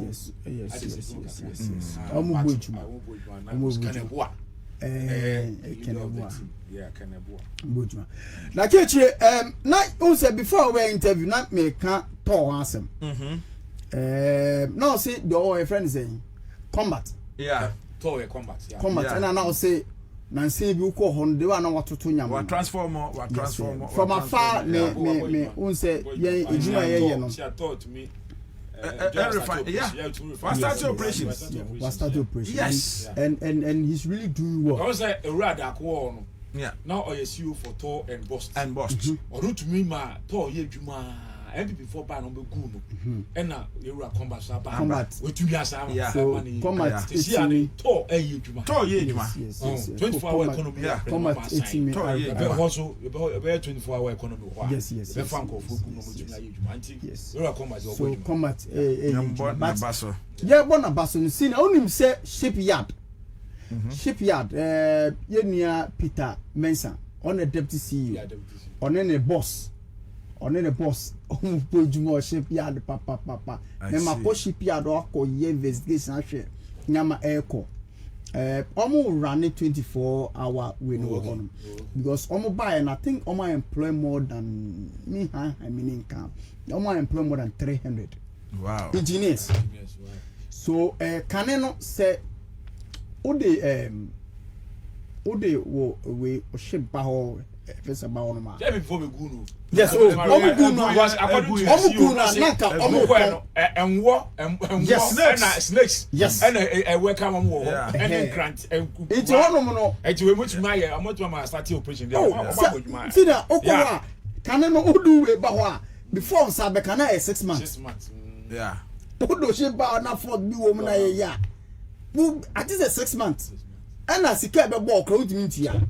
But senior, within 7 to 8 hours, you say BBR. And the engineers they are really doing well. And now Peter Mensa the penny for the boss penny form or your Muyejuman. See me no crack. See I saw him bust. Oh yeah, I'm in bust. Unim see you. MD. I remember no. Your friend is saying. On the answer, you are now trying to have body. Your friend is saying. Boss now walk. What's they say of former Mayo who Kenya in the back? They are fishy. Afechi. Sina or bruta.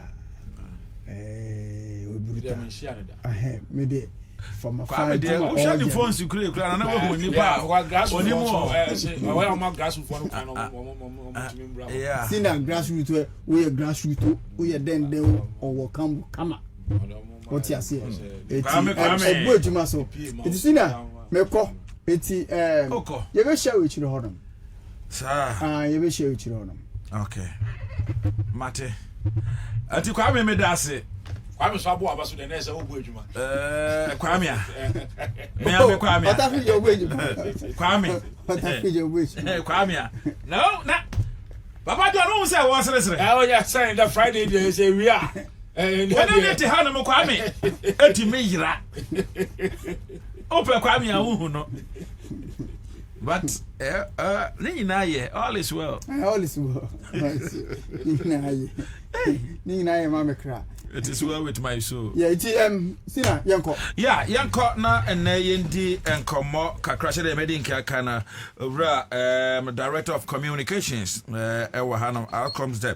Ewa hanum wa ene yene no babedin komo ye rajona afo na papa mi hwe mbodin bo ne ahobrase na edwumaden a wo ye de bo no abo ma wa amakofi bu a na sese edwumapon no so ye no yetimi na ye ma mansan nyina ehuno Sabri minim but my started from side. Muhammad commits to decisive actions on water and land recovery.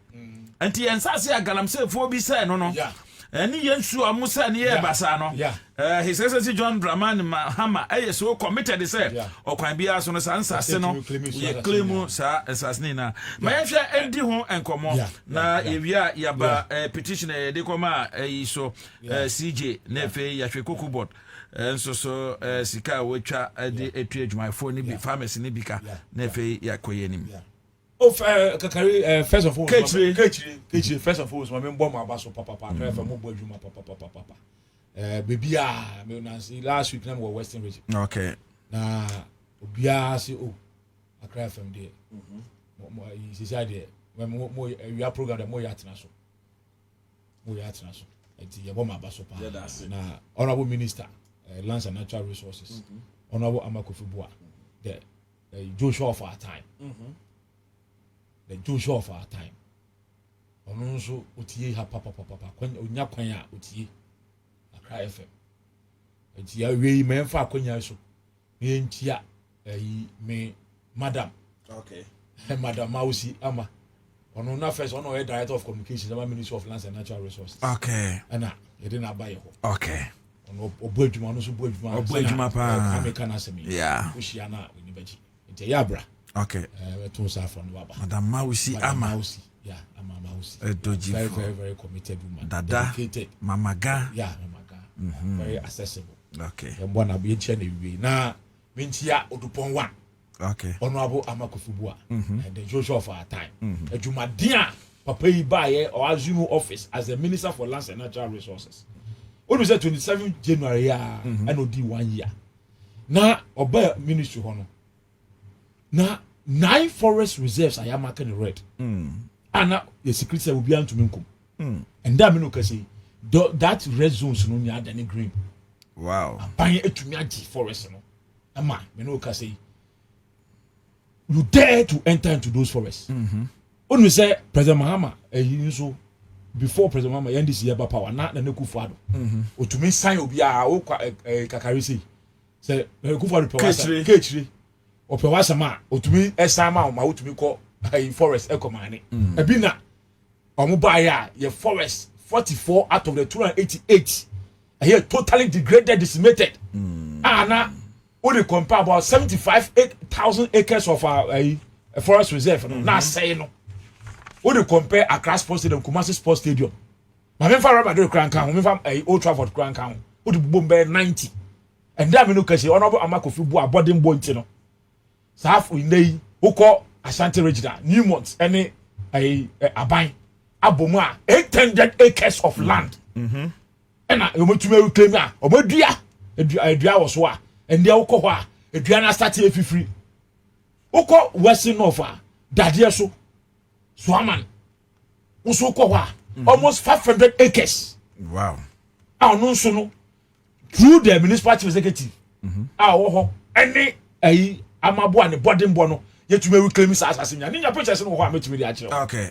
O ta say nya ho nko a o say EPA nso ono so hye na say because he's the acting environment and Science and Technology Minister. Yeah. Also, EPA any asaya mobile reclaim 1,000 acres of land. When you say Environmental Protection Authority, EPA must say agreement. But I feel we are on reclaiming about 1,000. Now then the program call Brown. Yeah. E choro mama ko fubo de be ko bia no o shine wo. I see. What I say? One of the best ministers under this administration. Very committed. I tell you, we will be around your one. But someone says, I know 2 weeks. Say, I Nansenya or LIB or they call a cabinet through parliament. And there, no case or certain committee, the deputy minister, Alhaji Suleiman, MP for Bole Bamboy. Yeah. I know you're chairman of the committee. Just last week, I know your press conference. Government obi afa kwan bonisu bia kwa government land bia no through Honorable Amakufibua the Joshua of our time or say ofa kwan bonisu na akwa asase no wentua the required amount na utia na ye be sama wetua ofa kwan ba wafa kwan personal odi nya ye be je funsem na as the Minister for Lands and Natural Resources, or the Aishema, there, who prassia, easy. I'll be to me acquire information. Who say, Bia, who got told as I see to be an old young man. So, Honorable Kufubu initiative in Benin. Now say, 18th Wednesday, who call Kumasi, who call Accra, the Western region. Yeah. And now, Mineral Commission for Care Program. One of them, I say. He's committed.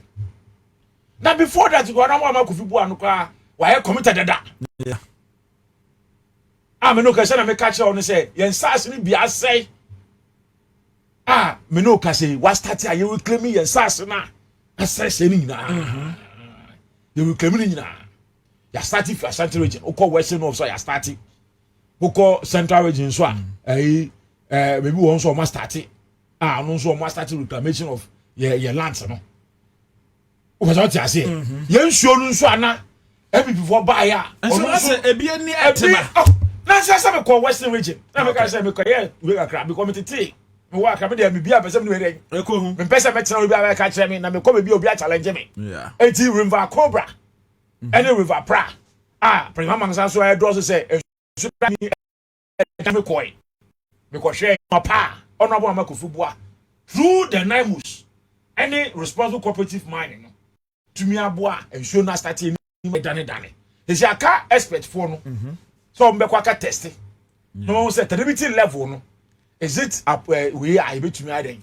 etumi adane Ghana water company betumi me ameti edie me hu say nsu ni adane ti me mfo nso eka but aka expert no so betumi aka test na me sure pa because me call Wind River outside one na ewo ebehu mba omuti mu a omo mu a na omo chinam oh okay for omo chinam no omo chinam what you say omo chinam ana me say yes ba kwa na me no because omo chinam wo no say do baby nso no besa ye kra yeah ana eba beto dwa say there are some metals nsuo ni ade let the name mercury ni na sefo ni o me bi na ewo and it is better but I investigated them I interviewed them also I had them for almost a year and we know they are no one because we need done here it's no na make sure say it's time for the expert also to go say na wo ka say nyama mu di year na ade no if it's good say somewhere there omo mi na ma na me call enjoy river no so no me go hu abembu one branch and somewhere there omo dwaro me ko na me hye me okay na do omo dwa na efe I'm so big question me dwa ka so me so to dwaro e ka me ko di abeg do me ko o ti asenti wo fa me yembo NDC abaso okay o ti ase yembo NDC aban abaso e wo nhye pa ye de ato a e ba no say all our sectors o ba no honorable amakofu bu a sector ho a isi our 102 ministries environment and lands na o ko be bia o bo adwuma you are very committed say obe make sure say inyama boni a ekufu ado ni Dr. Mahmoud Ba be say yen sase ni yensuo before NDC ye be ko say Ghana for mon santo abafo bo man no na enya asam aye be ye be ka kire Ghana man na Ghana man so betumi hu say NDC ye ba no ya mbedi agro ye ba nya be ya abobo adwuma me no ka say under me me scheme our concept nkofo aye ye employ hu say under MPP no wo no wo ade be for NALEP ono no we community mining no now the intention was that a community no and I see creative jobs emma the youth in that community okay because most of the mining areas no adwuma ya na so mo ye for me gudi adwuma o ti ase branch ni baba won adwuma for gudi ye on penfo so mo ye for me gudi adwuma ananka MPP aba na senka o creative community mining no nanka branch ni baba won no o mo adwuma ye adawo day no selfish interest and greedy interest into no omonim de omo ye say that was not the purpose but purpose is say they will take the concessions from the large scale miners no concession number check am on party apparatus na there eti ube ko bebi na nipa ba MP ba ku twa be 5 concessions no ada ma foreigners na foreigners for mo say ensasi there ya no Christ omo wi omo tuo so a omo hata so na amane da ho because the expectation no we nya one majority anko one tese etu okwana se okotu ama no we nya de obenya no eja to ho no asako bi foforo under the leadership of honorable Amakofu Boase Dabi okay before kwana e be start say betu am e be yes e wo no e say my geology say the edikai e ko hwe no tese asase no near the collab ne make sure say ye federal investigation ho a e betumi ade enya saa fo megude ne ye ne betumi create jobs e da man bebu na wo community ho no before that no o say na say no single we be no community and you know that is say mbebo an branch of work community no you be group am 15 to 25 cooperatives say na be ya ababe support am ne no ma training e wo University of Mines and Technology o mo kenya abafo teteye na isa sign adni mekuni ade eye fo megudie no a mo say nsuo na and dem no kasi a wo ko bebi wo ho a You say eyi obi kwa ye wona sabi ejana kra no heading. Yeah. Now you under the leadership of Honorable Kofi, you cannot mine 200 meters to the river. Okay. You have to mine away 250 meters. Oh, you be so in office. They be our field. But what I say, can I move Kasa Honorable Akando, Health Minister, on office now? They be make sure say or visit institutions under him. Honorable Kofi Boaso sa. Ya o hwa no aba besran. No abehwe dey na moye. Because our concept dana koma so. Papa say be creating juma ama Branton mbebo amwo mani communities no. Ni afa kwan paso na dey den. Ya dey tu from agudie no. Say dey ba yen sase say wo MPP abreso no. Yen isa dey no. Ya emba so ya abreso ayewo mu. Enti no. Honorable Kofi Boa me no ka se ukọ ya ahwe ataleku bukaso a. Cooperative for what set no we adwuma. Yeah. You creating juma adiama elembele. Teleku bukaso area ho nyina area ho nyina those mining communities nya mo ye we nyina no. You creating juma mo and dem no koi. Branch me bo mo ni age. Teleku bukaso. What I say who ni mo? O say. So ni mo. Menim ha pa. Oh, so dey wachi o. Menim ha. Dey wachi pa, wachi. Me no ka say your next move a hunter. Okay. Also some two from a good year. Yeah. Matiti cry, I mean, person, my official say, I'm saying, channel.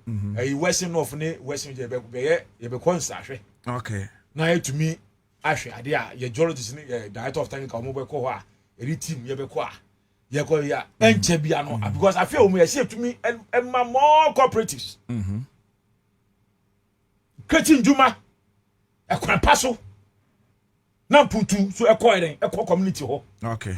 And you say bia you tu from agudie ho okwa lo kwan cry faso cry nye ensuo cry wo no cry problem ensuo ni ho kwan basa the community be electricity clear ni ho sabe jana cry problem no mo abra bo basa ho so ne tu from agudie eso kwa Tanzania is different eso ane di nyako Dubai eso ane ese yenko Dubai yenka chele or so too good is Figana. Areho. Nina Honorable Football say the time there. The term was idea no. Okay. Menuka say some can say LI 2462. On also you revoke no. Yeah. Obi enu kan say obekọ. David. You dare not go to the David. David to me ko. You revoke no. It is the parent kwa no to me so be size obi ko forest. All our 288 forests in Asia protecting no. Menuka say na mo so boadwuma. Kaneboa. As the same Menuka say Honorable Amakofi Boa wa fight here 150 million budget 2026 2025 budget here 150 million. I dey more and then all the security zones here create here river bodies in the forest in Yano. Ya support almost and vehicles are. Yeah, see tent more. Omo protecting those areas. But what I say, Menuka say, Blue Water Guard. On also yet, Timemufo, which area, or one of them, San, if I bought it for to for a good year. That's how you say River Pra, a sea region. I do a year, say, Shan, or my near, at you, or Mumu, and I drink Anajo. Can I was on one though? So also one down, one that. Akola was one down. No one, I mean, down. Yeah, or that. Bonti and Panet. David, I also one that. But what I say, yeah, on also when I say, go for baby 8. Yeah, I want to say, over. Mbebua 15 and 17 years. And on way, yes, I will. From a good year in print for you. Do I win now? Of course, it's a area. Also, isi rejo ya na say ya no so enche bia onso dwuma ko ball ho no enya sam koto a chan finding kofu nipa bonefo a omo de ye bo de ro nyina say ye fa kwan paso ne fa tu fo magudie na fa mputu embra Ghana man na Ghana man ye nya ho faso no omo de omo hye kutum bi ase na ye da na omo de omo gyenso no mo enti de wa ya bo nyina omo de omo so wonte I want to chamfa sin show no more omo tu fo magudie wo show kana boa ade say wo ye na say wo se ye kana say wo nti a ndo baba be fa wo na odo amambra etimi no kasi ya doasa kofo ni nyina omo excavator so omo chafa so aba moto so dia mo de nyane ni afa ni nyina ya chi omo ai do mama ai institution e say de omo so no mo di se na mbra no ire ese na dem den ko say bafo body chief justice onu so create mining court. Okay. Yes. Until what be illegal mining the beer no you do court. You don't go and say extension so sa court no you be use Supreme Court judges ni bi. Oh, okay. What has any high court judges ni bi? O decide duma no. And there den ko so my extend time no. Court sittings no. So they be ade be 10. Na ni nya ye honorable amakofu bu adai so. Wonso ba no say no ye chi nkofo ya. E say do mo mambra. Mbra no so kwa untu kwa ye enkon bu e say the rules of law go slowly. Jo ye chi o ma na do mama. Na wa onu nkofo yi. Obo hu na untu fo bi so ntu more than 24 hours. Ye nwa pebu. Ono so be jira Martin pebu so be jira abode wo say wakwa court waka ba say anypa ndem more than 24 hours. Yeah. Eji na say we dey kwa na uja so masako. Eji ono mama go fi bua and the minister for attorney general justice. I don't know collaboration. They see ano ya ni ma police ana court so di hujuma. Eji brother chiwa na menua eno waka ma prisoners. It's a home. And as I be wo Takwa de no wako. Enuanom omo so mo hwe prisoners fo isu. Na omo so mo eden. Omo show. Omo reform wadwen. So ne be ya obefi we pie no. Na when you reform akọ rehabilitation. There ba ko so say wo fa. Odu say they are in the mining areas no. Bebre wo mo be so me mine no. Adwuma so ni ho. Eja wo so ara mine ano mo ye. Mine is 50 years ah. Untumi ahode no. Ahode ni so ti. Enti be break catch so mo major problem pa ne say. O be so mo sua san adwuma. Okay. Enti honorable me kofu bu anso ne sisi abase our concept yen hwe say all the mining areas the 7 regions are you two from a good year hop on. Those who want to learn trade, those who want to learn something. Brighton and Bawo Nyano. And in this reforms, you know, as an Ujuma be best. A 3 ball. Okay. At the pump. Okay. And then the Yanin Yard, some Yano, a alcohol said, vocation. Good. But what I say, it's in one person boy, Tino, a person who share 3 bono, a person who share the Pamno, the other saw Yabiano. And say, I'm making sure, say, you bet far expert for the training. Free of charge. Wonderful. Papa, no boy, you know. Honorable Kofibua, or boy, you papa. I mean, I saw a tune catch it. It's a say, I'll follow. Yeah, what you say? Matikasa. Oh, Eti, or boy, you ma. I hear so I say be a chill, Tibona, say a chill at the Shano, at the Pamana, I say, when I jaws are. You be making sure say be established so. Ama adie bia se wo hia bia so de yes adwuma no ye de be ba wo ye bia some obi kakra no dey start because when we say say wo share that the pam no wie and I wo share the body wie and I go share hairdressing wie na we nya sa kodi na de be ye na de be yes adwuma na I don't know you go back because when I say back to square one only the equipment to do the work. So you just waste money. Until we know amount it here no wia de ho akade aka. Asama waka ho, asa bo kra de sika kakra ka mo betun dey start adwuma no. Wonderful. So the be ya. When you the ensa, you nya under our concept. Wow. And branch no nso no. Mo so ye nja ho. Mo so person mo share carpentry. Who say our construction or furniture side. Yeah. It what they do 2 times the person we be no so no. Our customers are ready. Mofa well done in Kaho. What in Kaho? Fitting Kaho. Wonderful. But what I say, Nina Kawa, you betcha, if you got Barbara in Nina Kaho. Wow. I bet him and Branton so crying out by first one. So I will now inside of my bedroom. Yeah. Another I will say, or your apprenticeship programmer in the area where you Nina Kaho. Go for my church, I say. It is sad, no way now, yeah. It is how you side the way you not decided to join your tour. President Mahama commitment in South Africa say, you near assassin. You better claim me, near making sure say, and caution say no. When these things are there, Wafa, if it's the best I show now, I say, a bad than assassin, I say, because all day, no, we are mining responsibly. Before you mine, we make sure that all the documents that you need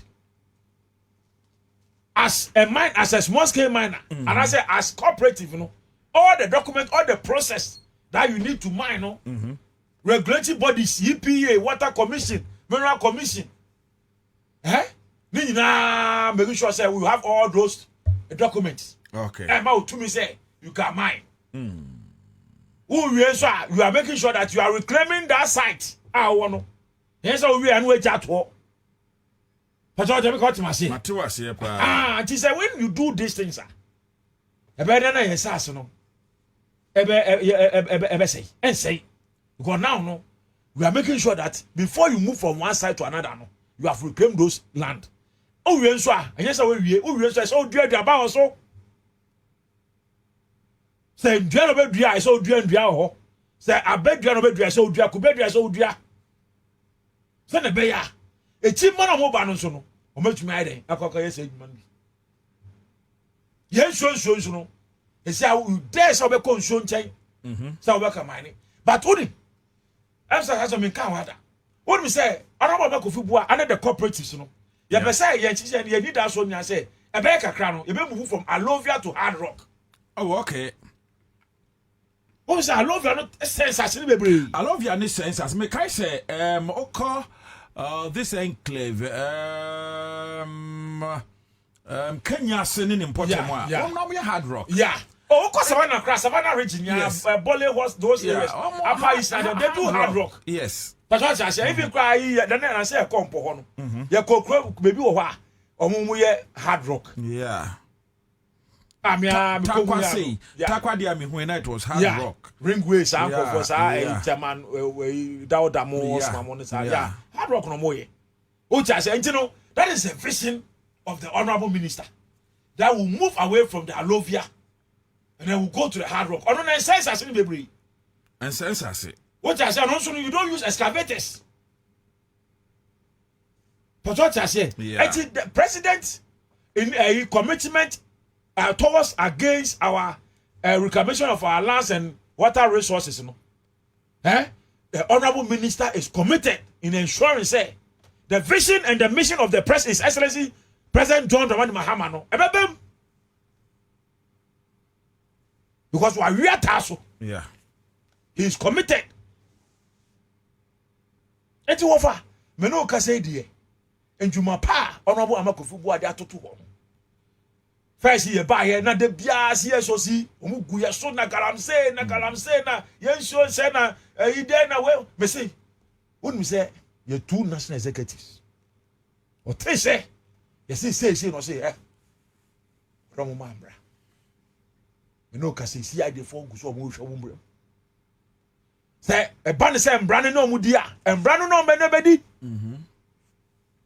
what is say one of our MPs from Ahafo of course, upon Namus. Yeah. Upon a minister said, Dabi, I say, report must speak of parliament. The one split a constitutional committee, one CID, Yabim. We ought to be I who for the time. Dabi. I'll say, or the president's battle table, no, so no, Lusu, let's cry for no. And yet, Kromhana, a Samabuja Poka say, who do we need to make cat also call a new for a square? Come on. Yeah. Go for the Ditano forest. A sehopoto. And damn no kasi. A such a when you won't take a wanabo Amakofu Breso. How the thing of the past. He said, the focus part say, all those degraded lands, Nino, you better claim near creating jobs at the Ama. The youth teaming youth in those areas. So crowd cut our power now, document papa na woman. I'll be on the if you are doing the right thing, no be on the Pasa wo be fa kwan bone so no de etufo begudie dia on there yeah we will not entertain you.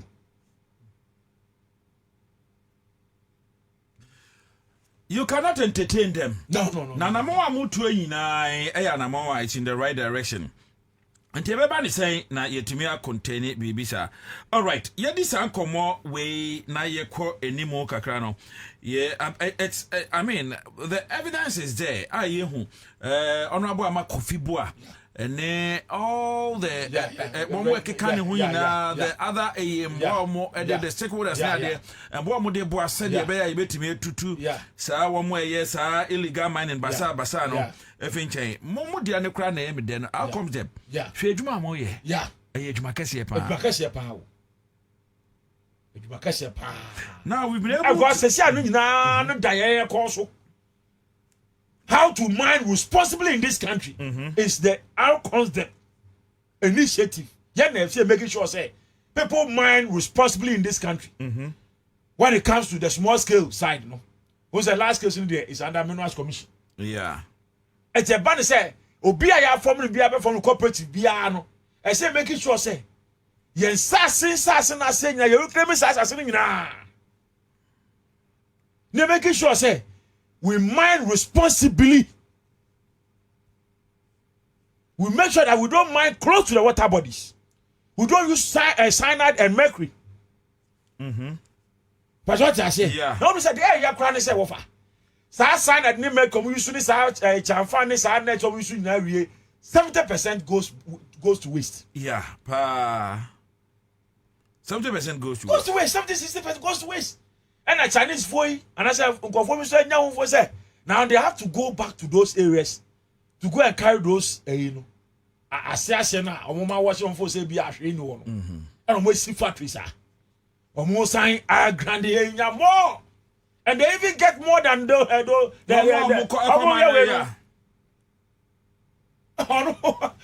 who we are on the tip of the best side, the good machine. Not the good machine, now Quaconia. The over say waiting yano. Orina, wa funny na. Eti, the agent say, ye the new technology saba. Says Siano. Ye jaisa washing winning na you use machine cutters. Good cutters are. Ye baby you say very 30. Until you 2 years, and the site never sa cooperative no more yes more. Total job creation. Yes, of course, a total job creation. But assuming say will be person or be a part of this cooperative. Nipa no as so no so coordinate license. It may be license. Under the our concept. Also license and assessing. No, our concept there under our concept and just single person. Okay. Say individual person, say na ipa bako. Ono the small scale mine or communal commission. But yeah no, ebia Accra FM ha. One Kwame. Any ebia Samapa ite. Any ebia number for me 15 members. Okay. So the person would take it time now change them up. And Robbie Fry me catch them say one more assassin. Man so enclave one. Assassin good was swama. But they don't know how to go about it. Oh, they don't know they need to do say they said what can I sampa because I see a creative Jumama writing member on was our area. Yeah. And you know, I inform one who just come. The leaders there have to see our concept. Okay. Move by I saw her. Move madam Housey. And she said, "Be a obiano, a veteran." Okay. Move here. We'll go to the land, and we now commission Bernie's checks, and we say assassin, and you'll be concession now. Okay. Because assassin be a will. Of course. You will embrace her. It's a bit to say I him for more dia. But every will be so aqua. Afghan embrace aqua life skills. It's your tessina, your checking your maps in who say, oh, the main chardy, and you'll be adia. Company behind and catchy say, oh, the year, it be a prospectus of mining list behind us. Okay. I don't know, and 10 tamala. Our concept, you see. Your geologist at Tessie assassin. Okay. And the collab, you will say, gold no, and Pablo, they all say gold hole. But gold no, I did be diache. Okay, and I see who the quantity. Okay. Near to say, a time bang never to me and no more deep because you're creating Juma. Ache. 10 years 20 years and just say a due process na men ka say do you have to nyebe take be 1 year na 2 da be 10 tamara and so we are omo mu tie fi ma so one face bia you can due process be no shortest possible time okay because this government want to create jobs and you the call up near Tessia near who say oh potential no ho between the 10 years 20 years okay and so I don't know if I commission bem yipi abem our concept abem near no ma ye mu share be some kata bia some kro bia no mo fa process na de ma mu wi a ye no ma ko training leaders no e wo UMAT mu wi a then aban our concept arrest Ghana Cooperative Society. I see. Ni no who wants to our concept they making sure say who collaboration Ghana Cooperative Society. Nepa no mebo why want see the name?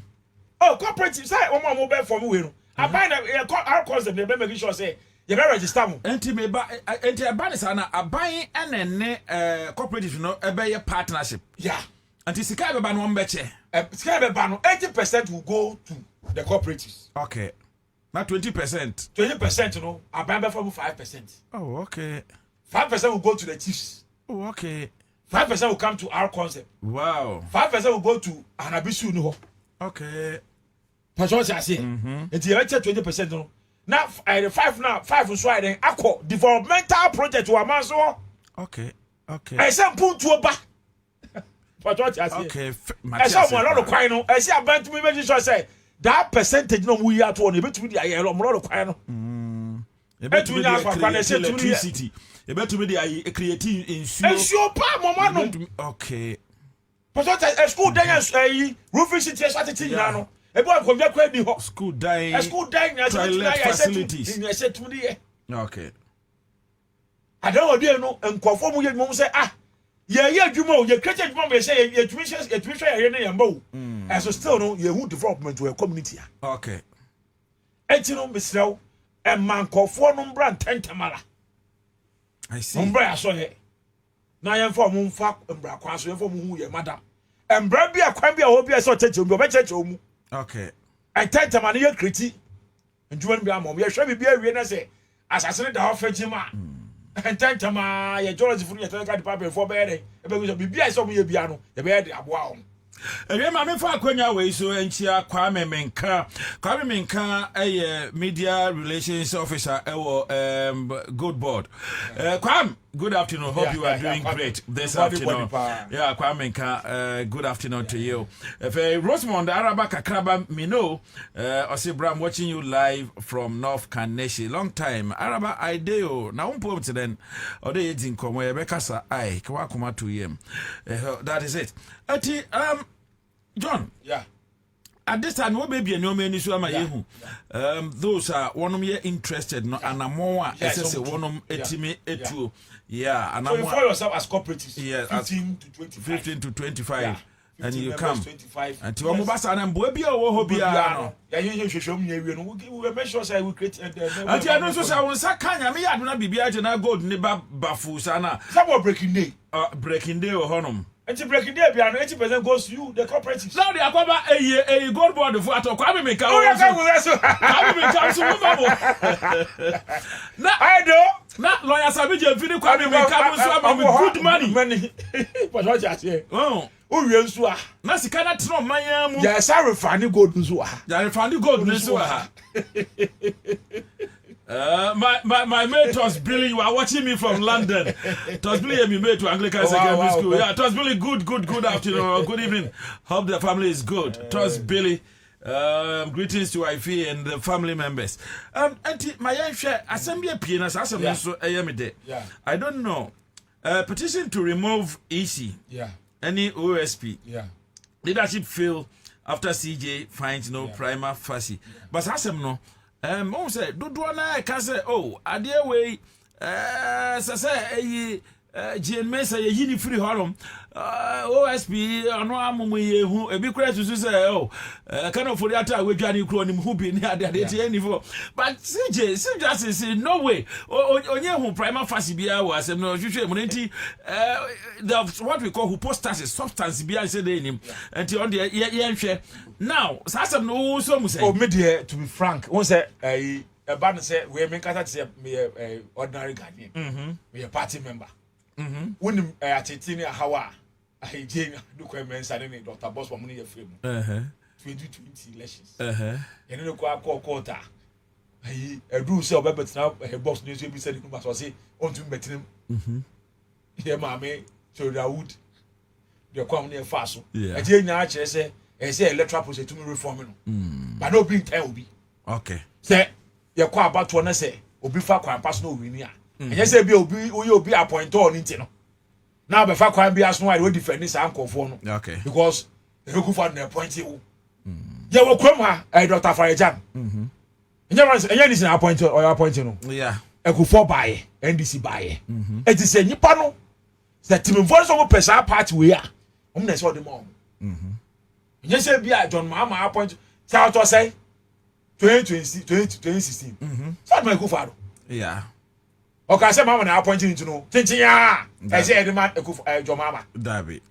It's me expectation. A go for buy ya or be far quite so say petitions for be cracker sign say. South or say for my practice be to talk to you may be now I'm respecting procurement process.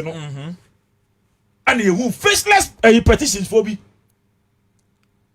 I don't call you an every man or the man. Yeah, me tell you wood. Kufado's cousin. Yeah. Oh, just say, oh, I'm so. I shout a sending so far Kufu. And I'm we shout a safe you. Now, Buff one waba, you call it Tiambra, Buff one waba now say.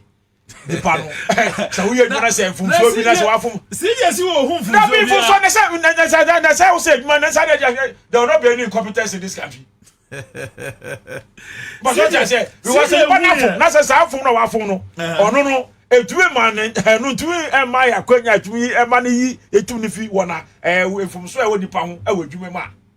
And from so the same thing that happens out of embrace we. Until I come for after CJ, say embrace them say what the age man. And I make a sound of the age man the same thing and it happens out of that time. But what I say? It is about a son. I say, Kajin, dear, Jenna took a mess at the Kayan free. And you brought him at a voter regime. Is it Otu? Sir, Central Coffee, a powerful lobby. Who can say a day before election? Second from that Twaba. No, previous to election himself from a day to election, what can I say? A young to parliamentary. But says he understand, sir, if when you go for it, I see 4 good years without more fun. Without a rep, yeah, without the problem, yeah, say, will be taken on a rep, and you do better for Boniano or a sham boy. And you tell me, say, you just there's no evidence that shows that a Jamesa and so Oko. What do you say? Proud of 2020 elections. Machines are not your own yamu. Machines are not the elections in Yano. Who's up to talk machine for? And you have a year, Juma. Yenya, Frankie Kujo. Eh? Any other serious book, but there was James on one Tobia. What do you say? I'm James. But maybe DNA say, Papa John Afo. Yeah. If the Chief Justice, Yura Bafu Bonnie, I don't think say he. No, maybe as a Ghanaian. Someone just said maybe as a Ghanaian. Yes. And as a party member. But it must be done with law. No, the law may just say if you deny a whole constituency for 4 good years, and your brother the Yajma. A brother the It is not no Yambra. A Yambra. And he was fay. You got 2 abandons and Babaku. Over Baba. Say, and there 30 minutes. 7,000. No born 5 times. 7,000. The next one I want 7,500. That's what do you say? And can you Ghana for your draw your home? Now you're the peck as a casacake. Niam Pekwa. God will quite basic coma. You wonder. Liberia. And yes, about you, Yana. Men came in your more I also walk. By election, your uncle up to now they cannot walk. Nami will hobby. I was there. But young, you know, we are not going to be like MP before. Abba, the best so. But yeah, for say, and I made you half of them before say, and there are more evidence. And And there's more incompetency in this. Because if you can, as a commissioner, you can mention 7 or 5 times, it can destroy a country. That's what I say. It can destroy a country. If not because Ghanaians, we love ourselves. Because Utumu say Kreni Wale Agbeni to Wara Oseni. Who call in they say Friday, Kokoshe Sports. Coast Browsuha. After hard day's work, the crop kakra, the gig kakra do better obeno. We are wakata wa train no. We are yeah one. The next other countries on no there, or we are only 2 only there. May I disagree with the verdict by no. But what can I say? What can you say? What can I say? You are not the CJ. I'm not the CJ. You don't have that power. I don't have that power. Bro Lonka, good afternoon. Bro Lonka, Mojide say we you are watching us live. And also let me read few messages here. Benedictus Dagadou says good afternoon. Accra FM NDC is moving forward. Look sharp. On Sunday or day abanana. Eric Baden or say rotten elephant. And who is this? Wofake or say this man there is bragging PR. Wofake the Oakland station. We are telling you the facts. And Odiaba NDC 14 ones in power, nothing to show, only propaganda and long talking. The evidence is there. Fanshowing too. If you do so, yeah. No one more. And the Ghana for and Ebeka Agbe Damali or say Wofake, what is your problem? Leave the man to talk, okay? So there with the Abano. I think we are not say if we are enslaved by a political party, what do we expect you to say? Okay, Eric Bedi no the way by Malam Powers or say some people's business collapse because they don't know their star. Because they don't know their star. Just because of love. May you never be in love with the wrong person, but if you are okay, I see. If you are ready into it, don't worry. Okay, honestly, Presla will say, good evening. I'm watching you live from Osu. Okay, Prissy, hope you are doing good. More messages here. Messages no do na ba. Latele Lai or say good afternoon, Lateye. The girl Papa or say NDC and their disappointment. Holy Angels 2028 will not be for only appointees vote, but Ghanaian massive vote. On Sonetia or de Abba Nana Piaga. What's up? Piaga, the catcher was a making cow message number. I am a hunter, mammy. One tear, Piaga, mean to make kind. Mean to make kind. I say, okay. I say, please ask him if he will complain if the world. Okay, I've already said that. Auntie, baby, I could drone. Watch I don't know, sir. Would be Ebeka who petition? Or did Ebeka on knife? Yembra, Coco. I make an say petitions. I make an say. Titi, that's what I say. Matthias, and now I say me yaba. Chief Justice on no name. But they me who no America. Me lawyer. Sabi Chief Justice go to school na me ni ho. Now ni ho. Here fa no CJ na me ni ho. Dabi. Me say be say I Ghana constitution kra na me to papa so. Yeah. It on them run on. And you failed. And you failed. But America say. They believe in kosue yi. Ehu ye 2020. Enye odo any Christosum ne Muslim sum ne Christosum ne ye nuanom other people here. Ye tuika inu ye boso asem. Ye ti odomu ya. Ye ti odomu yi. Na tuika ye boso asem but ye mfa nye adwuma. Akro ye ne Christosum awemu. Ena ema Ghana etumi ekoso asomdwe mu democracy. Because okay ye nuanom bi mu fa so wo ye. Oh yeah. Techiman South. Make hyper. Bima yukrafo. Omumba. Ninya mami we incompetence. Until the American say, what can I see? The Chief Justice have said it. But me who Martin, me go who Martin Pebu. na ma sign another petition na me the evidence aba now I hope say with this my petition there Chief Justice will see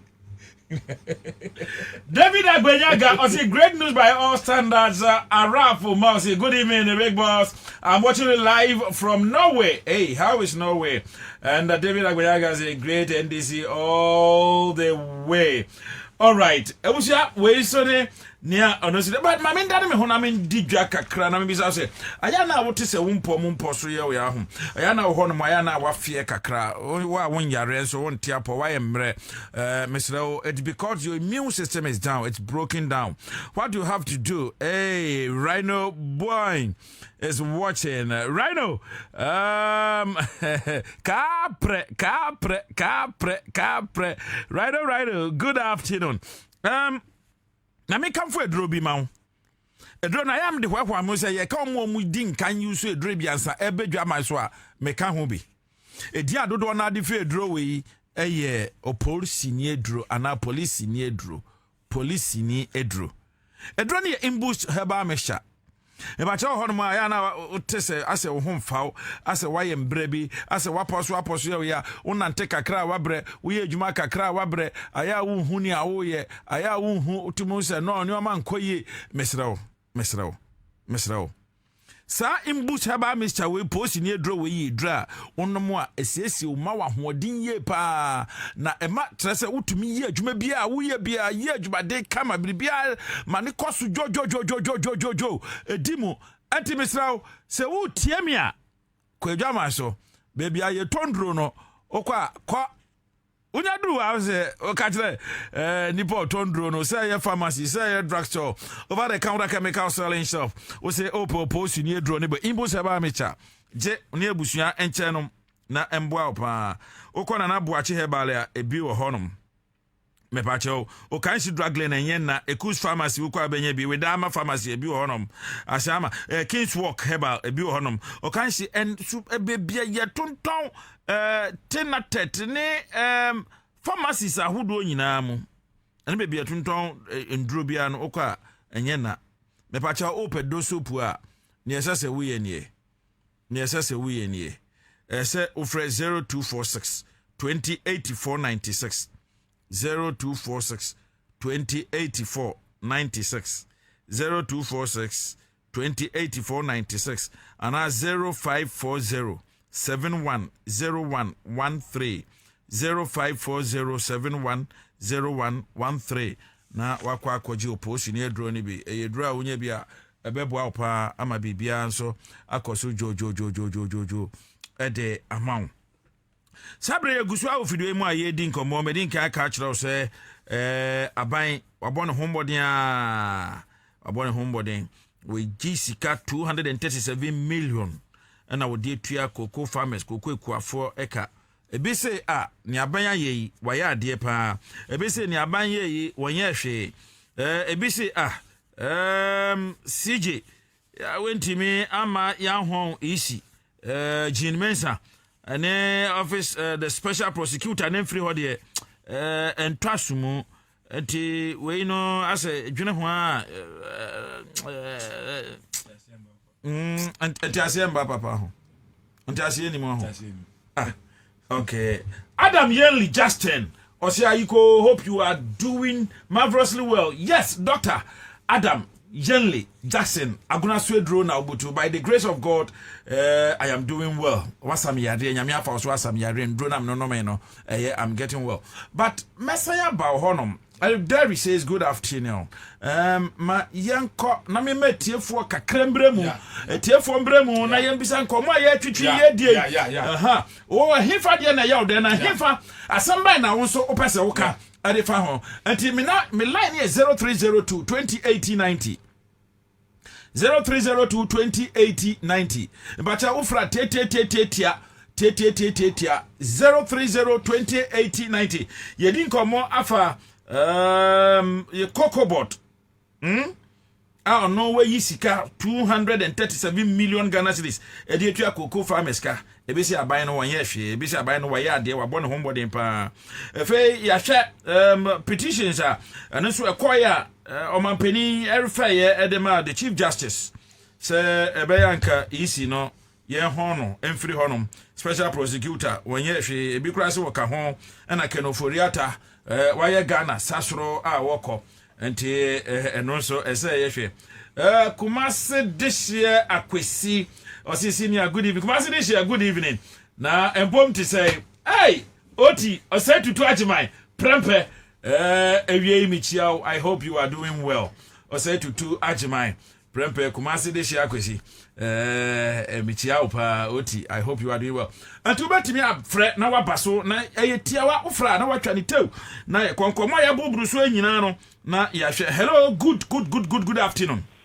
Afternoon, senior. And pom to say, senior. Adana Koso. Where your home sense from Westland? Okay, home sense, my interior. Near Tennessee. Jenna is a woman, yes, if she be in one, no problem. But Yambayaduma, Jenna Mosquito will be the president, and Manu, on Jenna ye. In the secondary. Sometimes, I mean, not be sometimes. Behind this war position, I do a fear. Boy, now, but shoot to the night while you was so gone. I am mobile, a mobile son. Yeah, mom, by Sunny be okay. Because so yet can be a swan, Nanka, boy in a trahan, and a kuma, football power. You can be a swank a boy in Kanakuma, but 20 years. It is a be a swan, no problem, more beyond by Sunny be okay. Okay. No, Papa, I am ya pass over town, or Mutuan Coco Green, almost on Mudo Robber Niajan. In Kausa, Sisana, yes, Alex, Nano say Braco. Nano, so some go bring pedi, some of them pepper we come away, we come away, we bring pedi, and some Catasma was a year more. Okay. Home sense made us say a full for some Brasso 0302 2018 Hello, good evening. Evening. And poor Mudini be our free. Oh, I didn't go my ma. My into you. Yes, sir. I better go. If I tell oh, Coco, I think we're now coming. 54% almost done your Samununa. Almost got 84% better. Say. Or for what some can on cancer, 84 bar them on bet you 6,000. Or 6 are common on more bomb chat and 20 for almost 23 more. Say I'm the Moko careful. So, person almost done your Samunu. And I'm between 84 communicators in a meeting, you know, how more. Omuko trust na onupanu kase mo timi kase onupanu say communicators na baba betch them because as at that time na cocoa bag na German so no na your turn I think was it $10,000 or so. Wow. Yeah. And to much at that time you know say na NDC na wo hono mo NDC was ready to pay like 70% or so. Yeah. And time say ade o mo betch chire mo 70%. Okay. There is one say me do am say who person omu ko bo buja no mu di be ma kokoko e for na saska buja no esa ni daniel ka egu ye so gas katre no mu na say anu ti na o ma pani ma ama say busia bobia mbem koko no kra na ye be say na sisi agana ye gold no gold board o ye no ye be ye bibia wa hanom na brofo na ba beto e dey akọ Samuel Edindonko my bro it's been a long time, hope you are doing good. Samuel Edindonko able to Cape Coast Ugwa and I say bro I'm watching you. Sammy, good evening, hope you are doing fine. Hello, good afternoon. Good afternoon. Boss udini be free but your friend ye go am free kaswa ya bo akaswa te say ya mi ado ya de yami ase my pesa be bisa MPP fo say minim school a wo mu ko e say me kwa ko to de 10,000 na me be ton o say me ton 6,000 apa yo ma to so ko school that me me president Mahama ka me bi boda na Ghana ko wo mo so ko Africa me free ko fi Dr. Punikrum. Okay. Wo mu pa woman fa wo koko emra e be be border na woman fa nkwa brukus nkongoto. What is this? Ivory Coast crowd they say abona ba from Krani Ghana crowd was so saying Ivory Coast. Yeah, no. Yeah. So messisa na wo messeme. Enko omunko pije penkuru ne de keka ho no omunko no wo na de etoncha. Ivory Coast ni Togo you know mo bo no from kra. Dabi ambisa so your market is per price no. Okay. On any for no per price. It is only MPP that you don't find credibility in their dictionary. I see. Medas Akosua Japoma is watching live. Samuel Edindonko, my bro in Cape Coast, is watching. Kumasi this year, Akwese Oti Osentutu is also watching. Me pacha ma volume in call for Mama Kakra. Why? Okay. All right. Oh. Hello. Me pacha chuhufi radio na volume in call from. Machu. All right. Medas Udini bi free. Me papa. Okay. Na only say Meet you. Randy Abbey. He's a man of the sports. I think of course sports ministry. That is what the guy was trained for. Randy Tiakra on Kokwa only nothing about Coco. How should you put round peg in a square hole? That is a problem. I'm telling you, what you're making, Randy should have been the best person to handle sports. Any problem. Okay. I mean, Minister of Sports and business. That's it. Yeah, you be a sing room or nim a jumano, no best so cocoa. Any problem. Randy was cry. What? Randy this channel. I'm not sure. What for muda? Cocoa crap this. No. We have to do the things like that. Thank you. You are most welcome. Also, bet me a friend our web 0302 2080 90. Hello, good evening. Good evening, Pastor Richard. Richard Kaswa Boko dear. Oh, I had a book. Okay. I recommend doing best for us. Mate, my entio. Everything. Yeah, Bana, you need Ama, about so very Ghana. I'm not so by Yama, you know. Upusana de ahaye na brani tie ya hame ni kurum ku hu aduma e ba na sa na tie wa so ti ta ka ka ni sa ba na ma communicate sana en wala village na mo no mo fi afo na nya de ata man ata nya de ti na ta wa ni ije case ne de ai what do you call it that commission amana de to be frankly ta ni ya or time to actually be more some person now one more Ghana. The journalist, if you need done that 10 to million journalists and I know some take out time and then fire them. Yet the one my main rebuke the letter commissioner. Or no, and the kita back. Yeah, and done I don't know. Okita. Now my men on a new yet now my man about bow up on my play who did people commit my letter commissioner. Bon time come and apart from more the way they are about to be from Kwana. For 4 or pepper the profile, yes, Mama, now, not Ghana and Santimato. I don't want. Menso Meda was say, Manimbre Mincha, the Gospel General, Kumase no Butcho, an astute and a very powerful media personality and a great man of God, Gospel General. I'll say, watching you live, bro, long time. Gospel General, I dare by the grace. Also, bet me a friend, our boy Remo B 0302 2080 90. Ow. Me pacho lower volume no mame why? Yo. Mr. Good afternoon. Good afternoon, my dear. And Pomboko there. Yes, philosopher. Philosopher. Yo. My intio. Yeah, to say, and this for Emma or me home so far. If you my team home for now, you know want your man, you know. Woman, you criminals. One cocoa samaba. Yeah. Oh, Tokoko $7 million. Now what to swa? Obia waba so resete or mine. What to put cocoa no so $4,000 on Santono.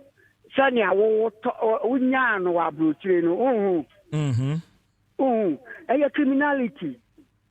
Criminality. When we say one course, I co organize a demonstrations or yeah, Mate. One politics, no. One man propose castle, woman castle, but Popola Yato Sono, woman Peneso. Abu Boko Jan, MOBA 25 million, 250 million. 250 cities. Demonstrating this mine.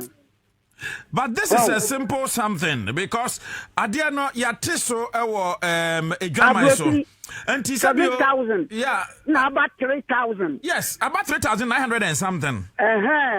One more work against the government, no. Yeah. Kenya Kwame Nkrumah, yes, or yeah. I go so more dam. Yeah. Now one more say one more penny. Net in the light of all. Okay. Now one ma West Antilles, anyone chat or so no. One subano no. Okay. May that say. Me catch NDC for one for one then see from. Okay. CJ so no. CJ Diano. And no say a young one. CJ say one to say. Salolo Bino. What whole constituency. Woman MP for 8 years. Also him say you to about 2020. You see about 6 times. Also one to say 30 man. One kunkun for. Oh, no me be a question na yatan o. Mo mi yan Uganda.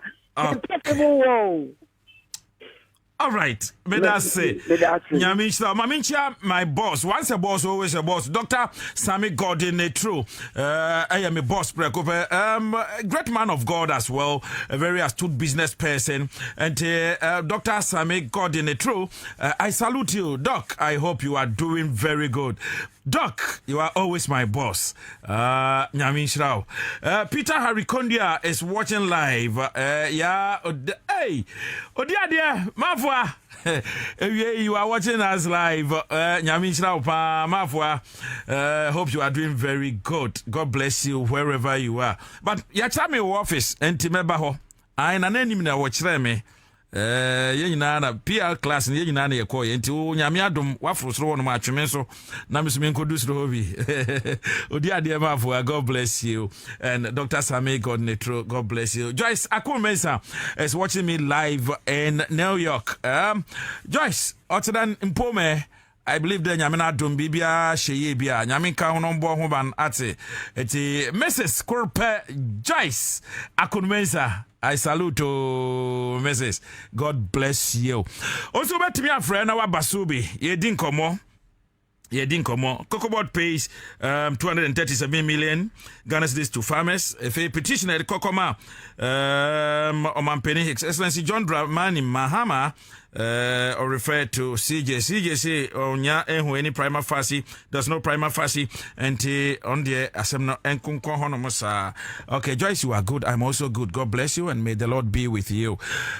Also Friday Nayanko 0302 2080 90. Hello. Yes, sir. Hello. Yes, hello. Sir. Good evening. Good evening, boss. My mom, yeah, that's it. My first Atadeka 40 rooms. Atadeka to say 40 rooms. So I don't want to. But young Quanian, a Quaning and Yakura, Atadeka Quantity, Atadeka to New York and Yakura. Big push, no back a tough for Mawa comment to. Also, this is a baby construction site. Oguso 1 year, Mwani, anti Oguso, and Family Bontani. Why? FM Bennett. Okay. FM Bennett. In fact, one send me person me tell me say one. MPP for already know. And the part I can say, look, the only person now, only one person pay. Only one person. There is no way say on baby BBR and this is from mobile phone. What must say? Because you make it clear. That you say, then tell the country that was say, friends, we will so much. Wouldn't change. Yeah. No, what my country was saying, some of the then we back and I said, we back, I feel back, we back, said the woman who said, I didn't just a woman. I believe it's a Munjai, now you're concentrating on man showing improvement. Now you're in John was some more. Oh, my yada, about some care. You sure who said then, definitely. Now you concentrate to improve to my password to my mama. Meso meda wase Accra or say Amo. Kwekuandi, greetings from Sheffield, Accra or say Amo. I hope you are doing good. God bless you, Andy. And to you, Lydia Jache or say I am watching you. Oh, Lydia, how are you doing? Afu Chuku Joseph, mepacho enchia enkoma na hima na enkoma papanso mame. I hope say no dubiasi boko. Afu Chuku Joseph, God bless you. God bless you. God bless you. God bless you. Kwekwandi, since I was Sheffield in the UK. Oh, Accra, I see. And Afu Chuku Joseph says, I'm watching you live from South Africa. Oh, wow. Chuku Uba nowadays, South Africa, Nyoma Abreye, Papa. And my mason can I wait your mom. Rebecca, I will see. Oh, Didi watching me live from Kumasi. God bless you. I hope say Bushanfo no bia ehon eye. Anti 0302 2080 90. Smaya bubru sibi. And I'll bet me a friend waka ho asem anti fre na yenko 0302 2080 90. 0302 2080 90. Enoch Tete Kwame GH or say Enoch Esamai Kesi. Okay. Dominic Jamba. I say good afternoon. I'm from Sakama, Kojo Shoes. Ma, okay. I say some funds have been released to pay the cocoa farmers. Surely the president and his able ministers are doing everything possible to settle our cocoa farmers. Kudos, Mr. President. My greetings to the Eastern Regional Chairman, Dr. Mark Oliver Kevo, and Charles Nyame, incoming Deputy Regional Organizer. This is coming from Enoch. It's our mind Kese. And Kwekwandi says hello to all former workers of Good News FM. Okay. Omunyina Betty. Lydia Jachi says, good evening, dear. Hope you are doing well. Yes, Lydia, I know you are watching me. I'm doing very well. And hopefully, God willing, I will be at home. I will be home come 28th. So God is in control. All is well. 0302 2080 90 is the line activated for you. Ofra Nayeko ye name. Hello, good evening. Hello. Hello. Me pacho my volume in for mama. Why? Chon fi radio no. Yo. Good evening. Yes, good evening. Me damasine mapa moye. Yamin shiramo. Amino. Medin di Jerry. Okay. From Kainko North. Okay.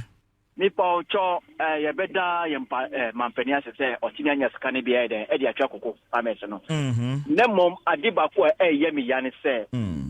MPP for no mo wi askano den na President Mahama ani na fan for omo ye. Omuti Yakuma is very dangerous because Yakuma was so far. Say, who say Uncle Foya boss on mine say now Omuja Omuna Muni Namho.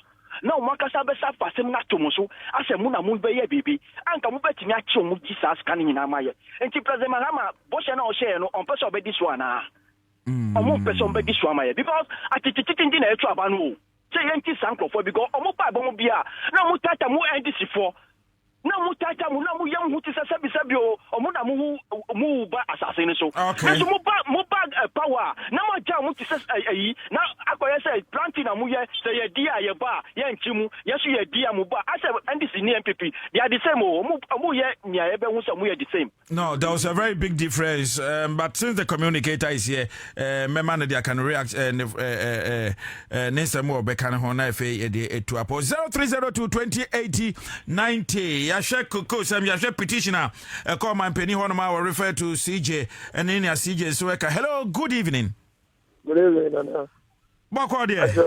Boko, Nana. The friend David Mitakesinu. Oh, David, Boko. Boko, pa. Ya denyamias. Nana, ya di chiake sebe kwama uchidi from kwame. Asasi ya. Nieto sinu. Nidi chiake sebe pa koma.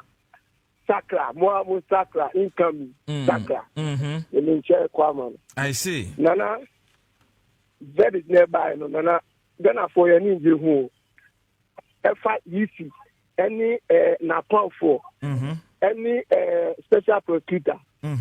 Nana, yeah, Gana for any ninja who back see.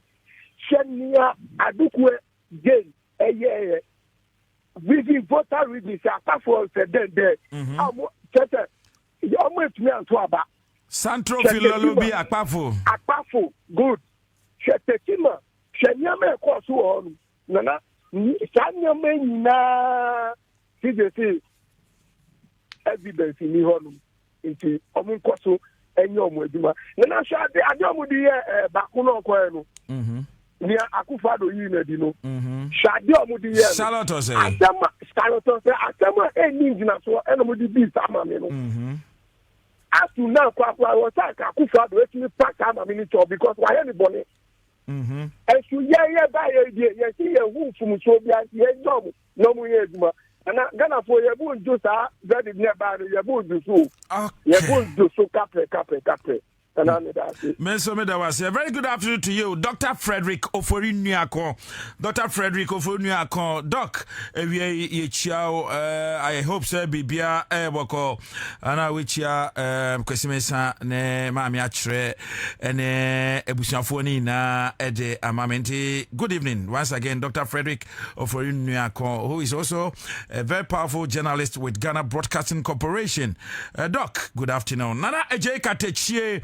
Nana Ebutu Takwa, Nana J. Katechie, Nana say, Ketchere, I'm watching you live this afternoon from Takwa. So Nana J. Katechie, Ben Matenten Gramo, Vien Bremo, Yechiao, Takwa Boko de, Yechie Busian phone, have a very wonderful evening. Nana J. Katechie, 0302, maybe 2 or 3 more callers, me fasa calls na, me fa calls BRBM, and Ufra. Na ye call your name. Hello, good evening. Good evening, sir. Me pacho odin bia free. Pacho friend Adams me kasa free tema of the 25. Wonderful. Adams my NTO. Boss mpese mbuza o. CJ we na ayi ye friend say, you know must say no ka ho bia na. You and I were not there. My papa no ma be o dey call because the men papa dey say o to because who hwe wada se mu dia. But now no way boss, I said I want to say you didn't devote any bono. You will be a better power. Why am I with the fast pa me at Traho? I hear campaign. Meaning chief I have a certificate south. But let's not persuade them. And I'm a better Ofre side. Video. Oh, Ofre I am not be a better I'm the friend. Me men and can be bride you can. Ofre Shidium, then the way the attention quinder. Aye. Don't come back, man. You fit in an I see. Boss, the video. I made them in Zongo pa. Na madam for Pani Alidu. Aha, okay. Mr. Mebra pass with you, could you organizer? I see. Aye. We are not you for organizer with I video. Matekasa. I want to begin it. Think go forward with their person. You need to say maybe. You are to last walk. Oh, should you take Hanabisu and our baby rescue? Come on, precaution here. Oh, it's a movement for my baby. Dear, when you no moment, America so called prop a papa the man was go forward going in the no be dia kunya na akutinga oti ho saa na dia saa mu mutire ya hwe ada ko fo yo musa dia ni se to nyina yakoba nyina sei se to abana kura oni nyame nya adwuma nyame enka o ho Neo Kai, oh say please I just joined Neo Kai, I hope you are doing good. Prophet hey Godfrey they said you Prophet I don't know. Since I moved to France and I moved to UK, I say I'm watching you, great man of God. One of the great prophets I have ever met in my life is Prophet Godfrey. They say to Prophet, I don't know where you are at the moment, whether you are in France or whether you are in England. I hope all is well. My greetings to Mrs. Prophetess for me. God bless you. Hey, Niai. Memfako BM. Ebrana akano ode mamenko ni ayi nchen ai boss na ti say nyango pandom bibia de din de nyango pandom haya kwa ho ode bibia de din bibia de haya kwa ho haya kwa ho mate we kasa wakade a mate Malik Ramsey, good afternoon. Master Malik, how are you doing? Ni my show. And your man back home you be and you see Cocobot pays 237 million Ghana cedis to cocoa farmers. That is in the right direction. And a petition to remove EC OSP leadership fail after CJ finds no prima facie. So I want us to just share some way.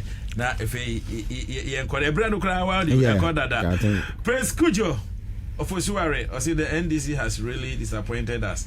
Okay, Onosune dia walk-on Wofake as usual from No Plan Station. Wofake Chiao. Antini Yanko. Madam was a number chatty for an Omuti Accra FM. Cocoa board. Yeah. I think over the week there, you discussed Cocoa board from last week up to now. Now, you better Cocoa board management for asset. Say, or might taking this kind of decisions about the cocoa sector management. We are say, Adia Enye, ni say, Obekan Kontumpo. Na no credit, Okan, who told when him the BR. Yeah. So it's always better to speak the truth than to lie. Because when you lie, it's ahead of you. You are definitely going to face it. So it's good that Cocoa board or might take this position now. Omba Buama cocoa sector no eating akoye. Obia no pese anka cocoa buabede ebeba form. Now so circumstance na e fine honum no.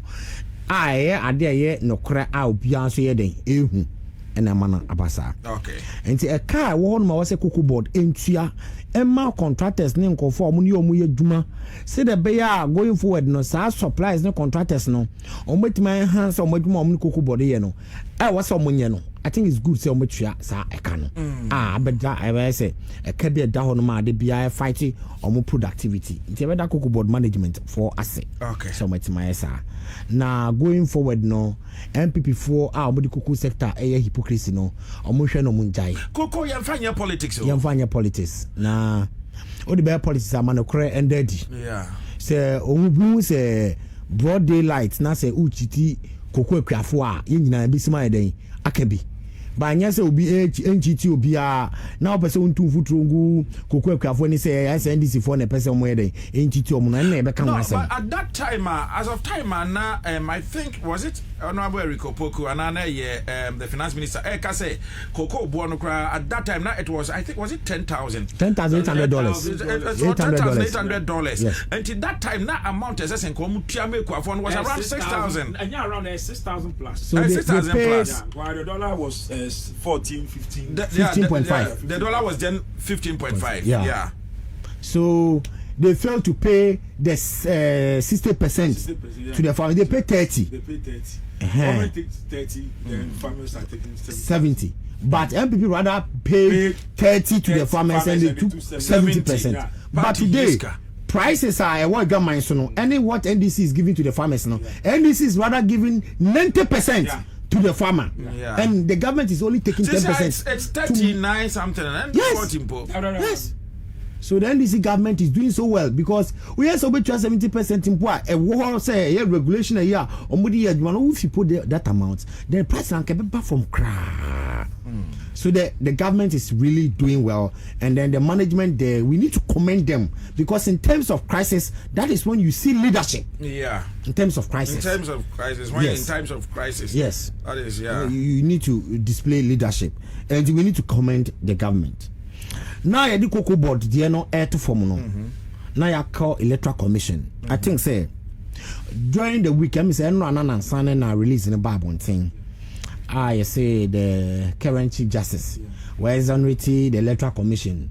The three of them say there's no premier facie case against them based on the petition that was presented to the commission. So no, according to Martin Pegun, need the nka ho. Intino sentina on the petition na akọ honum I think 3-4 different types of petition and akọ honum and the building can ban ama ebinom there. Some of them are yet to also go on. Inti yan twen e na me de bia no asem ba e na me fiti prekope na me nka asem no nkosi ase e benya ntowase nya dodo asem no ho me no minim say we know ho nti we su be kan wana exactly o hwe sa electoral commission e wo mu sesi ana me catch 3 areas o mo display incompetent and lack of integrity to hand the Electoral Commission office. 3. Meka nema miensa. Electoral Commission when you got to about 2020. And President Akufo-Addo now seeking a second term in office. All the 8 minutes back can in brief. Say asem no credit more time not back. Yeah, to about 2020 year no. Electoral Commission announced results 3 good times. 3 times. First one almost say enye no almost mistake. Second one almost enye no. 5 times. Third one 5. Yes, 5 times. And Electoral Commission got to about 2020 announced results. At the end of the day, no who results ankasa Akufo-Addo did the president on the second term. It was still under the management of Jane Mensah, Bosman Asaren. These people. When they invited the media to come, then Jane Mensah snapping Kasha baby announced it. Exactly. In just the same way, when we start talking about it, then it brings memories to the people. People start to remember what this Electoral Commission have done. Oh, they are not one China. You got to about constituency to be precise. That is a constituency. Now, before I say about 2020 or constituency, no.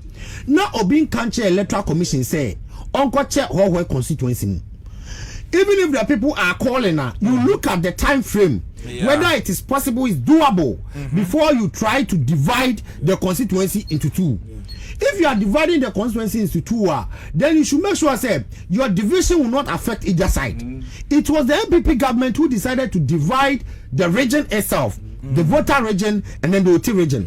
Part of the region went into OT region and part of the region went to the voter region. Into Electoral Commission, knowing the consequences of the division, and they were the people who were in charge of the division also. The local government minister, they were the people in charge of all these things. And almost divided the region itself. Almost divided the region, and almost said that strategically, no one say the election 2020. Almost cut part of the whole constituency and the Koti region. And the Binzuba voter. And Timuni say Makatia. And in terms of constituency level, where are they supposed to vote? Say, even if it's a small portion and you want to give them a constituency on their own, then you make sure, say, all the legislative instruments that will make them a constituency on their own, you do it for them.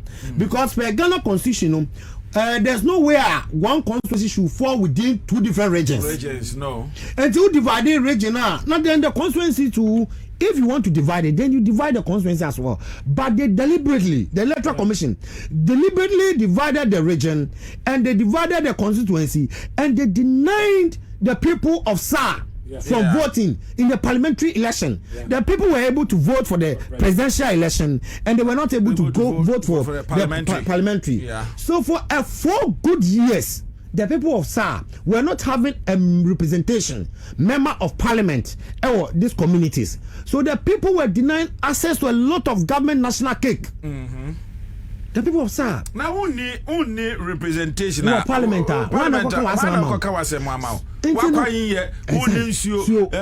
So many things, amenities, social amenities, keke. And so Anka Ghana has say no. Anka no circumstance say you be to about part of the country no. You better about almost member of parliament. But let me ask you this simple question. I am the second one, I'm maybe the third one. We are Nanka. And the Electoral Commission denied the people of South from having a member of parliament for 4 good years. This is a gross incompetent immorality, and what the Electoral Commission did, we will not know how to describe their acts. It was deliberate, and this is a bombing. That is the second reason why the Electoral Commission are supposed to be sacked from office. The third reason, Electoral Commission will also sack from office. They say, you got to about 2020, Nipa Makumako trade a year. 8 people died out of lack of election management. Techiman South to 2 Nipa Tio. Abattoir declare, then they were able to re-declare it again. And in this Electoral Commission, they have displayed from 2020. Announcing President Akufo-Addo election to the SAR constituencies, they denied them for member of parliament. We also went into election 2020, and then 8 people also died. Oh, they are not on 2024 year election. For the first time in the history of Ghana, na yento aba any announce results per the constitution of Ghana. Every constituency yento aba we are member of parliament election results. No, the only returning officer is the presiding member there in the constituency. Under the chief presiding member for electoral commission. Under what the right to declare who is the member of parliament. Yento aba year 2020 no 2024. Most of the constituencies, the presiding officers declare the results for respective members of parliament. We win election, no, but electoral commission sat in Accra and calling the results, no, off. And I know the chaos in Nyamabi Ebaya up to now. So this electoral commission are not supposed to handle our election going to 2028 elections. So me no petition na buy any outcome na buy any there. I'm not satisfied with it. I believe so. But what do you think? What would inform the decision of the CJ? That's where my problem is. So that is why some people have started calling. Sir, this Chief Justice, no, is this the Chief Justice that Ghanaians are expecting? And I say, Obi ayo kukuna shenko vobi bottom dada. Aya man for sema. Omu kika di nam krom. Anya me nam tiana me ka man for kika. And you know, we need to be tread cautious. Yeah, per se, justice system, no President Mahama, one share the background of the current Chief Justice, no, they are pointing and say, one a friend into the Supreme Court. Okay. Because you know him say, President Akufo-Addo, President Kufuor, and I didn't call Supreme Court to her. Okay. But President Mahama, who are pointing, no, or should I say, whether the person merits to be in that. The longest servant. Yeah. As a Chief Justice, and now or the man say on the Chief Justice. And Niama was starting a war, you know, and I'm not gonna for a be Adrian Basso say, and now say this man is tilted towards the one who appointed him into office as a Chief Supreme Court judge. That would be a perception because you know people are saying say oh only who say we say ni or ebia. NPP. And as I also say, he said, well, NDC ni Mapentina, John Dramani Mahama Dena Sheho. No, there was a perception. I'm telling you. There was a perception. But JJ time, yeah, I'm finance call Supreme Court. Some call Supreme Court judge. President Akufo-Addo, President John Ajikun Kufuor. Ono Bianim said, yeah, appointing the current Chief Justice. And they call the Supreme Court. But President Mahama Obayano, what should I say? President Akufo-Addo I etia papa no wechitan so esa say bedu ya na e say emfa obi kwa Chief Justice no no say o hwe ne good long service officer wa serve but ya hwe no Akufo-Addo hwe no no de mo obi foforo enti ebinim kura kasa de say de Akufo-Addo ye as na papa no ne incompetent level ntina omo hwe no sa but ebinim na keka de nam but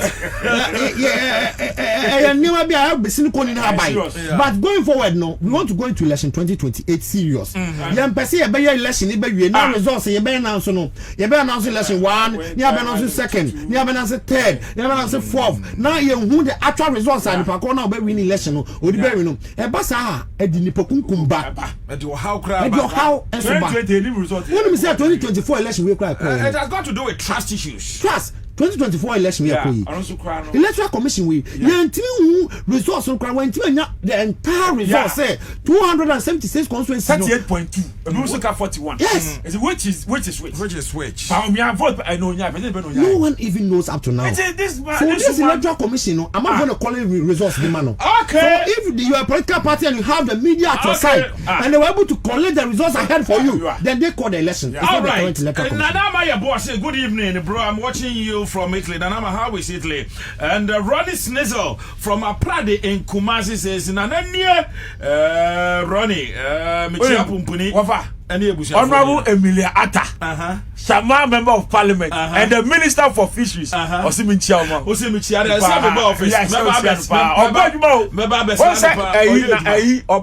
previously, sir, give me,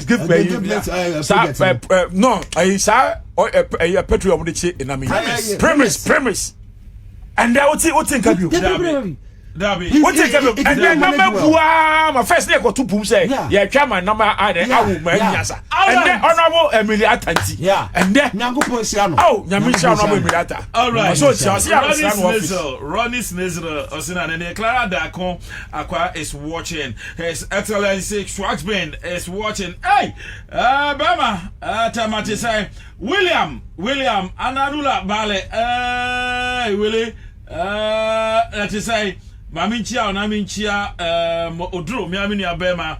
Odro ne wono me ka ho nyina honorable Amakofi boy Emmanuel Amakofi boy de dane da mi cha no ebraso but before I make no this year be ni birthday your birthday so kokra and na wa woda urani amategu awo Accra udu wa woda na de wa dofo nyina na ebusua nyina se ma wa woda pa efe wa wodofo chocho mu ncho na dobe owo ahoto FM ono so mo awoda papa nyame hira ono to nkwam na oma nkwatenten nti yewra ni amatego awo enkran happy birthday to you onyame to supengo so oma nkwatenten na on top 5 to 4 last bite 5 minutes 3 minutes 5:45 more time the content. Now be 5:45. I have a paid interview. Oh my 2 minutes. Madam was 5:45. Until Madam was na me demo Esianom Yura John Afo. I call Dep, Director of Communications. The Joshua of our time. Okay. And here what life for top near me fair. Onyame Isla also pa. I wish for your friend coach request appear apreku. Hey, Benji for Omo be de omo ba beton sase ne fo Benji estate for na chu omo etre ka de tie wo ko de na nyame adom no mpa bo na wo so Kristo ehu me bobo de nyame ase nyame nhira wo adwuma wo bo na yo easy nyame nhira wo so kasa nda fom o nya ba kasa de wo nyansa ne nim de tayi no kre temfono no kre wo ase nyame nhira wo so nyame nhira wo so eti unim ebusia asa be ko akofa akan kase ewo no hia brem no mayenko na ye ni Benji fo ndin komo yesan ye ba dodo na ho no ma ye de to aso e de amamo etibia fa yenko Benji estate mera se ebusu e ba ma wa chen e ba ma wa ha e ba ma wa dwo e ba ma wa kwa abakase pan bra ye prapra kwan mu e de ama akan kase bo no na chese Accra 100.5 swara e na order so 18 no midin e de Kofi Nyameche betimi afra me Ghana for Kofi na chese Accra de na chese edemufu a oyalu ana mepa cho ya tena se de na chese ye nkomo nketen every Benji Estate and Investment channel so Benji Estate and Investment BENG investment chese wo to asase wo ye ho a ana woni edi dwa bacho usika no enyira ye onko baby bone bacho ye mbu mfa so asase de o pa asase papa de a Benji Estate and Investment eno na mekanfo ede ama na mama wate ase so dada se unua oba wadanfo Ghana fo ina Kofi ba akopɛ dia medidi ho medin ene ntime mfa de fo ema ade papa na mede ema ye hye ye dwumadi ase anye ye kura mfie mienu ni promotion ba ako mfie mienu ni meka che yourself bosum we na wie ye na che se sa dwumadi we nyina ye de ba na wie ye enkakra na akokɔ ade num nsuo no onim to so na ye de ne gina kyerɛ mpɔn so ebia wotitotro mu na mo bi afikyire nkomo ehunya yanka obeti akwakosi adaje na ebrenti a me pa cho ma me ma wa homa no ya pusu ya homa na ye ndi nkomo Fra Francisca